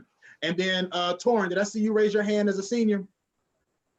No, I'm in college right now. I'm a junior. You're in college this already? is about to be my junior year. What school are you at, Torrin? Harding in Arkansas. You in Arkansas? All right. Mhm. Perfect. So since you're a college student, that's perfect. I'll go ahead and talk to you about this because since you're one of the college students, you'll be able to kind of share what your experience has been. But have you increased your network or your sphere of influence in understanding who can assist you, in understanding who you need to know on a college campus, and who can be there for you if you need something? How has that been for you on your college campus? Oh, most definitely. Like I tell a lot of my like younger brothers and mentees, college is what you make it. So if you're gonna pay all that money, you need to exhaust every resource on that campus, especially in your financial aid offices and stuff like that. Correct. So I've definitely done that because I was a RA, so I was a resident advisor on campus in the dorms. So I lived there for free and I got paid. On top of that, there's different programs. So I was a student leader in the Emoji program. So I got my books for free, as well as I learned about all types of different stuff like a food pantry on campus and all this stuff. So you can struggle on campus, but you also don't have to because there's plenty of resources as long as you go and you look for them. Man, that is actually the perfect response, man, because when I talk to students, I always talk about who to know on a college campus, kind of where you can find more information, get help. And so you hit the nail on the head in understanding that one, you got to get involved. As an RA, you're going to get paid, you get housing for free. So if you have an opportunity for that, that is amazing. So thank you for that. Thank you for that information and insight. No problem. All right. So fellas, what you do need to know is that money matters, right? So when you are going to college, for those who are going to get student loans, I had to get a student loan as a part of my college education as well. You have to pay that money back. But every year we hear about a student who received an enormous amount of money in scholarships. They have been accepted to 20 colleges, 30 colleges, all of the big colleges in the state. So that doesn't happen by accident, right? So we want to make sure that you are in a position that where you could be one of those individuals as well, right? And so to do that, you just got to put in the work, right? So we're going to be talking about your GPA, your tests, making sure that you are in a position in leadership, and also doing a little community service as well. So we want to make sure that you are looking good on paper. That's the whole thing, is let's make sure you look good on paper. So here are a couple of scholarship worthy activities. I'm gonna go back to you, Traylon. So with your GPA, getting the GPA as high as you can. So you are current, soon to be graduate, right? And then you'll be going to college. How important do you think your GPA plays a role in your acceptance and scholarships that you are receiving? So I heard that if your GPA is really high, that your SAT scores goes down. Also, the higher the GPA, the better. And then when I was in high school, I did dual credit. So I went to TCC and I got college credit also, got high school credit also. Yep. So that's perfect. That's a good answer. So yeah, so a lot of individuals, if you have a great GPA, if you put the work in academically, then there's a sliding scale for what your SAT or your ACT scores have to be. I would still want you to prepare to score as high as possible in your standardized tests, but you've shown yourself to be a hard worker academically, so that's really good that you shared that. Preparing for the standardized tests, right? So the SAT, ACT are the two standard bearers right now. And so getting into college, you're generally going to have to take one of these two tests. So Corey, I know that you are a graduate as well. How did you prepare, or did you prepare at all to take the SAT or ACT, or did you go in there cold? Well, I did prepare for the SAT, but unfortunately got a very bad score because I'm not much of a test taker. I mean, because most of the material on the SAT was just like a lot of stuff that I didn't even learn in class. So I was like, oh shoot, kind of screwed. So yeah. That happens to a lot of people. Corey. So so you didn't take the ACT? No, I only took the SAT. Okay. All right. Well, when I talk to students, this is the one big thing. The ACT may have been a better test for you to take. So I think it would have been. Yep. A lot of people say that. It's based on your testing style. So the SAT is a scholastic test. All right. They're going to talk about, or they're testing your decision making, critical thinking skills. That's what your aptitude.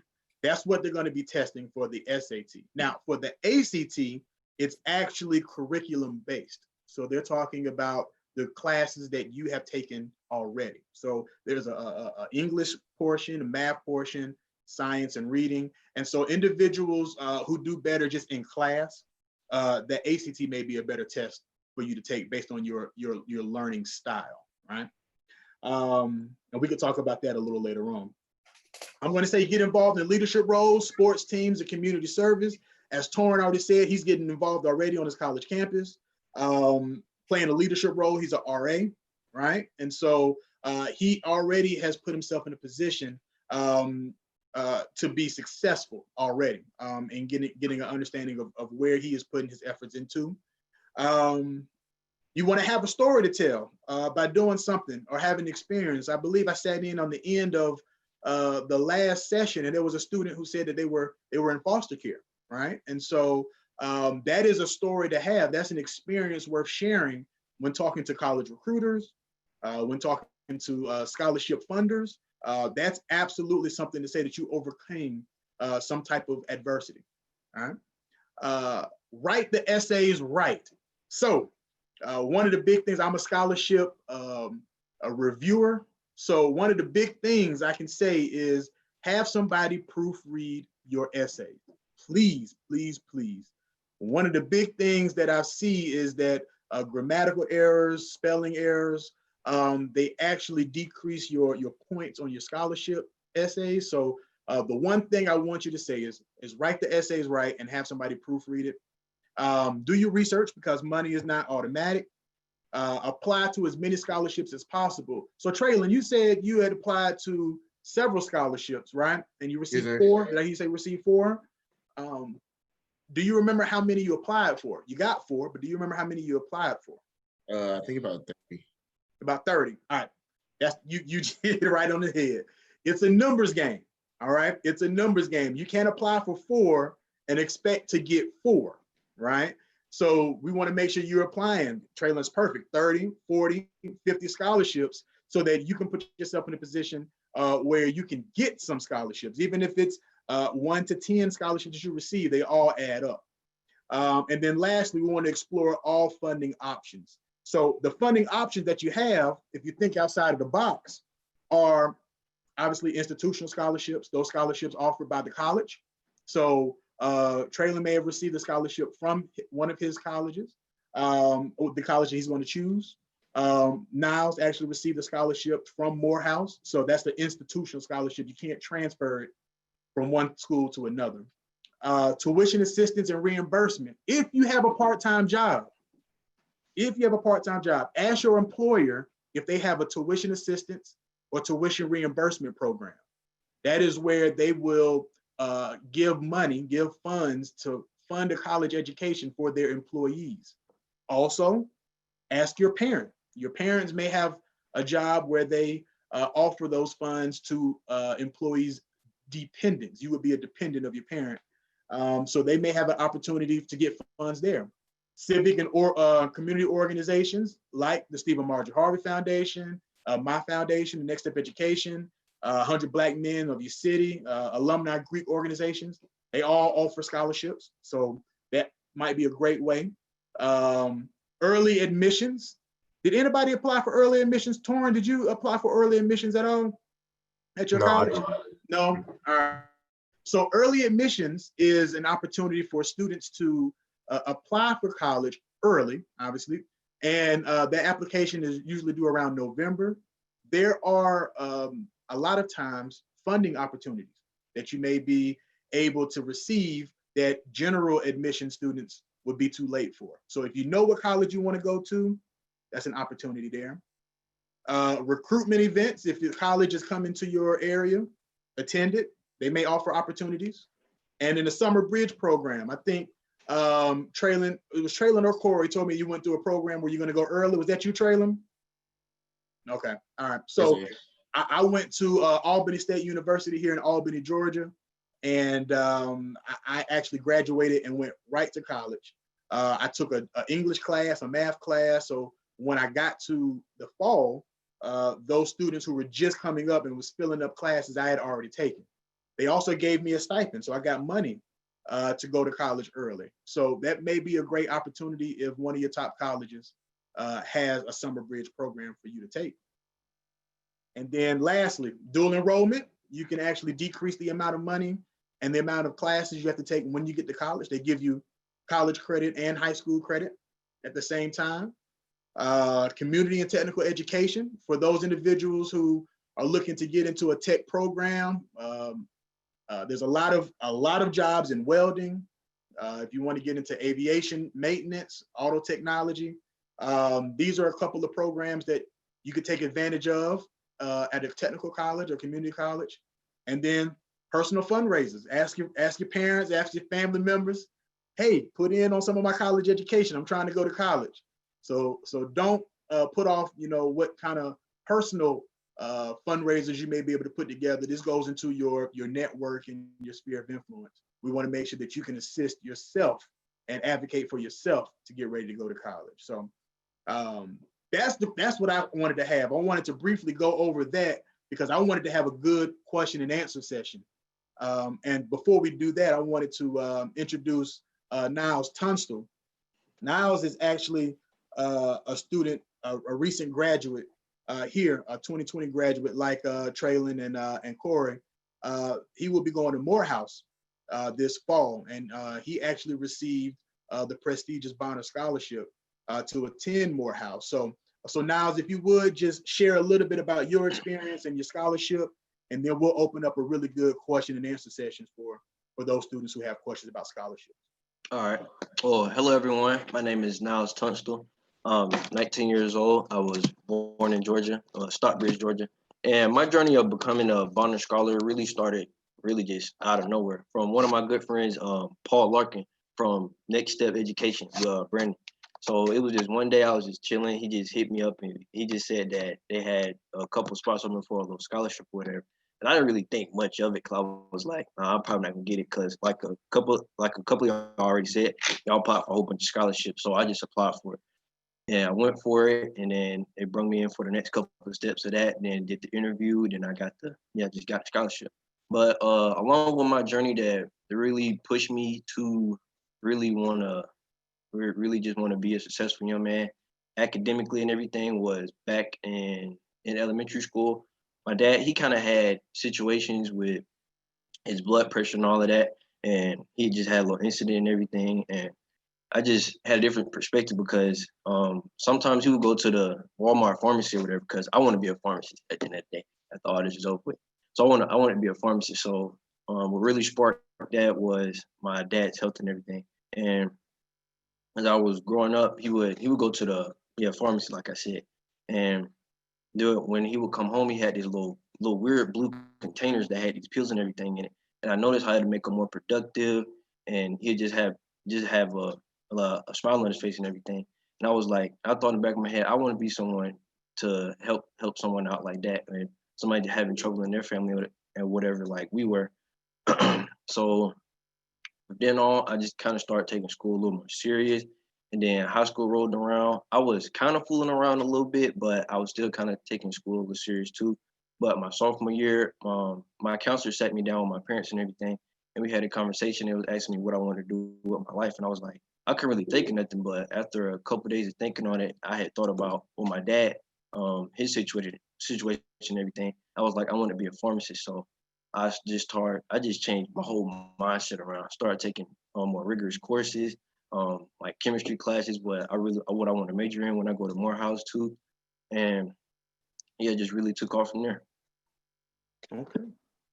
All right. Tell them a little bit now about the scholarship and how much it funds your college education and what you'll have to do when you're in college. Oh, well, for the Bonner Scholar, it's really just a community service scholarship. It's a 4-year scholarship that covers everything: room, board, uh, what's some more stuff? Oh, and I get a stipend too, and just really just doing stuff around the community. Because me, when I was in school too, what I also did in high school was, I think it was my sophomore year. I think I joined one club, and I told myself if I wanted to really just pop out and stand out academically, I should do. Well, my counselor told me too that I should do more stuff with community service. So I just doing different clubs and everything, like FBLA and Simply Serving, and just kept going from there. I just kept challenging myself and doing more things. And with the scholarship, it's just really a community service scholarship, just going around. From what all I'm told, just basically trying to improve on yourself mentally to become more of an impact on your community. And that's something I really want to do. Like one thing I really want to do is have like a workshop for older people so they could be more up to date on technology. Like for example, my grandma, she a little troubling when it comes to the technology part. So I just really want to have a little class or whatever for them to have a better perspective on how to use the technology so they can improve on things like if they need to take prescriptions or anything, they can set a schedule for that and just be more productive with it and really utilize the tools for it. Okay. All right. Well, thank you, Niles. Will you hang on for some question and answer session? Yes, sir. After? Okay. Perfect. So, just to recap, fellas, we want to make sure you're doing a couple of the things that you need to be scholarship worthy. That is getting the highest GPA that you can, preparing to score highly on your standardized test, play leadership roles, or get involved in community service on your team, or if you're in the arts, band or chorus, make sure that you're playing in a leadership role. Get involved in your community or in one of the organizations at your school. Write the essays right. We want to make sure that you have somebody proofread your essays, and we want to make sure that you put yourself in a position to apply to as many scholarships as possible. Just like Traylon said, he applied for 30, he got 4. So it is a numbers game and the work, and we want to make sure that you can be successful. So what we'll do now, we'll open up a question and answer session for those students. Just if you have a question, just unmute yourself and let me know if it's for me or if it's for Niles, and we'll go ahead and answer some of your questions. All right, William, I see you raising your hand. William, go ahead. Hey, how are you? I just want to start off by saying that. Oh, I'm doing well, William. I'm doing well. I'm a rising senior, so I'm not necessarily about to go to college yet, but I am starting the college process.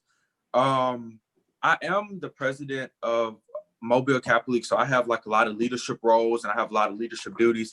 I'm big on community service, but my question is, what do you say to the students who get more money from PWIs than HBCUs because of like their achievements and stuff like that? All right. Perfect. Well, you say you were president of the Capital League. I'm here. I'll be reaching out to Mo a little bit more about you, about the illustrious Kappa Alpha Psi Fraternity Incorporated. But here's what you do. I do not push HBCUs over predominantly white institutions or technical colleges or community colleges. We want to make sure that you pick a college that best fits you, right? And so if a predominantly white institution best fits you in the academic realm, how the distance from home, program offerings, and then lastly, that financing. If they're the ones who are providing you the money for you to attend, I would absolutely say go, right? Because at the end, I want you to go to college and pay the least amount of money as possible. Does that make sense? Yes, sir. Yes, sir. If you have scholarships at a certain college, I would say absolutely entertain that. If your heart is set on an HBCU though, I would explore and find out if there's any funding options at those colleges, but I would absolutely go where the money is. If you have an opportunity to get some scholarships, absolutely go. Okay. All right. Anybody else have a question? Oh, I have a question. All right. Well, so with applying to FAFSA, does that like really help you with not with getting scholarships, but did that really help you like balance how much money that you would need when you going to apply to college? Absolutely, absolutely. So students and parents actually have to complete the FAFSA. It opens every October. So Traylon will be should have completed it this past year. Corey should have completed it last year because he's getting ready to go to college. William will complete it this upcoming year, and then Torrin actually has completed every year while he's in college, right?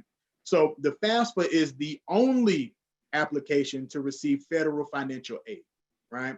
So if you're looking to get a grant, the Pell Grant, if you're looking to get a federal loan, you actually have to complete the FAFSA. And in most states, the state funding that they provide actually is attached to the FAFSA as well. So the FAFSA, you absolutely, in 99% of the time, you're absolutely going to need to complete that FAFSA. And October 1st of every year, and you will have to complete it the senior year of high school. If you're not a senior yet, you won't have to apply yet. But once you become a senior, October 1st is the date. Okay. Torrin, you have a question? Yeah, can you give them some tips on places to find scholarships? Oh, yeah. So if you have a pen, you can write I have some scholarship search engines that you might want to take advantage of. So the big ones are your scholarships.com, your FastWebs, and your College Board. So that is scholarships.com. That's FastWeb, FASTWEB, fastweb.com, and then College Board, BOARD.org, collegeboard.org. College is the company that creates the SAT, right? So they actually have some funding opportunities as well. But you also might want to look at the Scholly app. That's SCHOLLY. Scholly is an app for scholarships for students to research and apply to. So that's the first, that's big ones that you want to do. But also, when we're talking about institutional scholarships, those are scholarships offered by the particular institution that you're interested in. Go to their financial aid website, their scholarships website. Those are quote unquote the easiest scholarships to receive because you're not competing against students in your state. You're not competing against students in the country. You're competing against students who are interested in that particular college, right? So the pool is smaller. And so we want to make sure that in your top 3 to 5 colleges, go to their financial aid website, go to the scholarships website, find out what you're eligible for, and complete those scholarship applications. Okay. Can I add on that? Just one little thing. With being in the Catholic League, one of the biggest things that we talk about is scholarships. Another thing that people don't know is that you have local scholarships. You can go to like the gas station and they may just be offering a scholarship. So it's scholarships within your community that you can also find. Churches, fast food restaurants, literally anywhere. Just go around and ask and you'll be surprised. It's absolutely true. So other than civic organizations like alumni, Kappa Alpha Psi or Omega Psi Phi, the alumni Greek organizations, the civic organizations in your area, if there's any type of organizations like the 100 Black Men of Atlanta, we have here in Atlanta, a Kiwanis Club, sometimes where the organization or the company that you get your electricity bill from, or your gas bill or your water bill, they offer scholarships. Your bank, specifically if you bank at a credit union, they actually have scholarship opportunities. The big ones like Home Depot and Coca-Cola, obviously they do big ones, but just like William was saying, there are small organizations in your area that offer scholarships, and you would be well benefited if you go ahead and do the research on who's in your area. Thank you, William, for that. No problem. All right. Any other questions? Traylon, do you have anything that you're thinking about since you are getting ready to go to college? The places I'm living in is called the UC, and there's like you can't like cook in your dorm. So like, what's some good things to eat? Because I don't like ramen noodles, honestly. So you can't have a hot plate. You can't have there's no stove or anything like that. So let me tell you something. I think Torrin will be able to answer this too, man. After a while, you can only eat that cafeteria food for so long, right? So you will want to get something outside of that. So I don't know if your college that you're going to be going to, if it's going to have other options, or because you don't want to spend money all the time, you know, and get there. So this is what I did when I was in college. Me and a couple of my friends pooled some money together. We'd go and buy some groceries. And then we'd have one of our close friends who happened to be a female. You have to be a female, but she happened to be a female, and she was a really good chef. She was a really good cook, and she cooked up our meals, and we pay her for it. But then it became home meals, home cooked meals. If you have any family members that's in the area, you know, that would be great. Or you will become adopted by somebody in the area who can kind of provide you some of those food. But that cafeteria food, after a while, man, it's gonna get old, man. Torrin, is that experience that you have? Definitely. That's what I was gonna say. You gotta find somebody. If you can cook, because I cook, you gotta find somebody with a house you can cook at or something. Yeah. You gotta find somebody with a house and apartment. Yeah. So that's part of that network. Remember, I told you about building your network and your sphere of influence. You know, if you can't have a car, somebody that you know got a car to take you to Walmart, you got to find somebody who can do that. If somebody has a way to make money on campus and you passing out something or going, you know, find somebody that can help you do that. You need somebody who has books, you know, they already took the class that you're about to take. You know, you got to be able to find a network to be able to assist you as you progress through your college experience. All right, Niles, I saw you had something to say.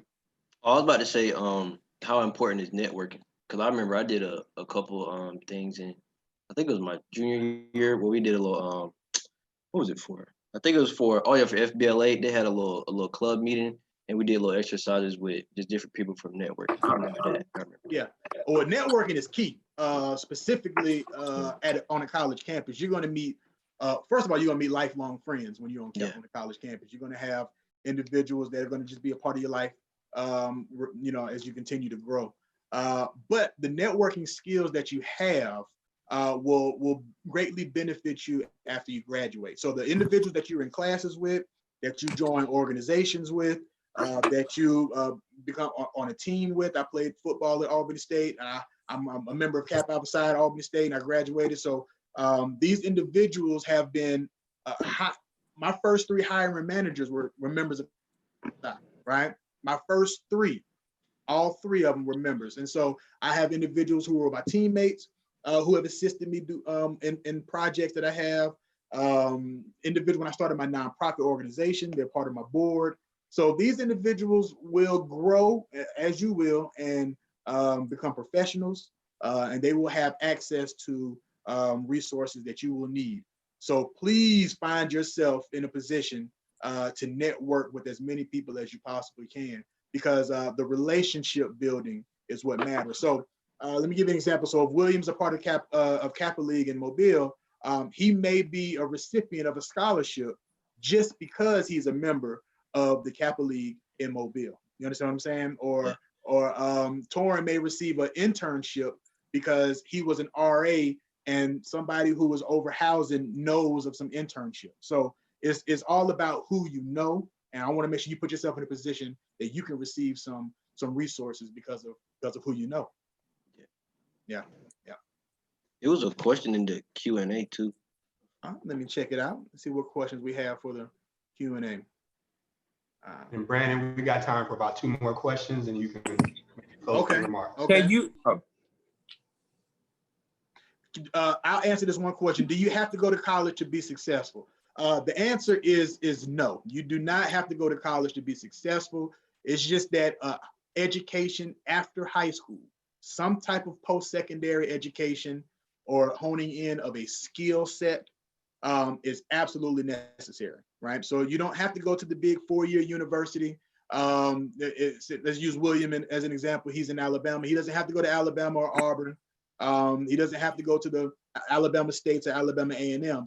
He actually, if he has a skill set that will be able to provide him an income, provide him recognition to be able to make a living for himself, then that's absolutely fine. But I feel like you absolutely need some type of post-secondary education even it's a certificate, a skill set, a diploma, something that will allow you to make a living for yourself. But the four-year university is not necessarily the route for everybody. Hopefully I answered that question.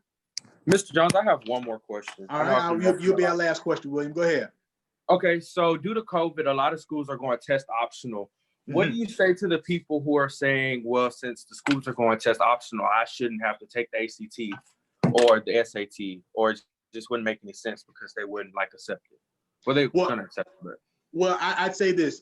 There are several colleges who are going test optional right now due to coronavirus, but all colleges are not. So you absolutely I still feel like you should take it.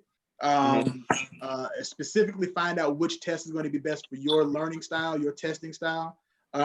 Take it as you should. Right now, I think the dates have been canceled, but if you had already taken it, take it, use those scores, because if you don't get accepted into a test optional college, which is still a possibility, you still have those test scores for colleges that have not waived those test scores so far. So I would say for those individuals who are currently now needing to take it, I think those options are limited because of coronavirus. But if you have already taken the SAT or ACT, absolutely use those scores, because all colleges are not test optional right now. Would you? Okay, I just have one more question. It's quick. I'm sorry. Right, go ahead. Would you okay, so I have a high GPA and I am blessed with a high ACT score, and I want to go to an Ivy League school or a very competitive school. Would you say the chances are greater now, or would you say they're honestly just the same? Because Yale is now test optional, and schools like that are now test optional. Would you say that the chances are better for me getting in, or they're about the same?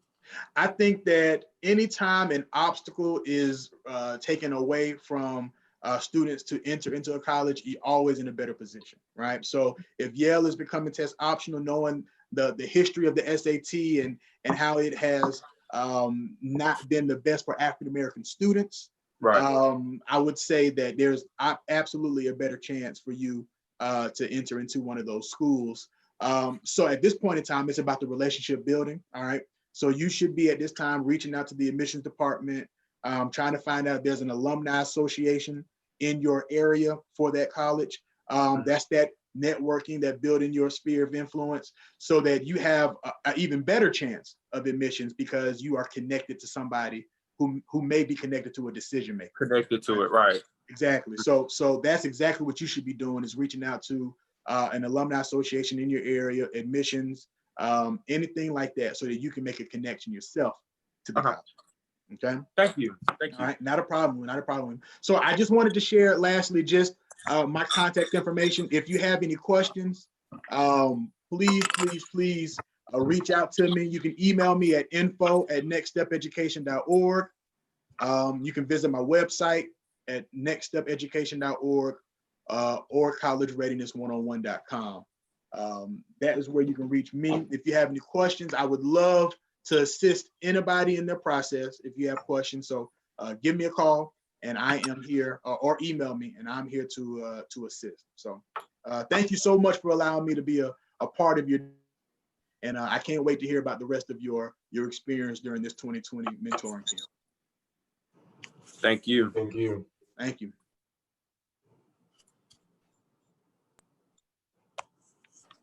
All right, thanks everybody for joining us today. We'll be back tomorrow for day 3, 10 o'clock a.m. Eastern.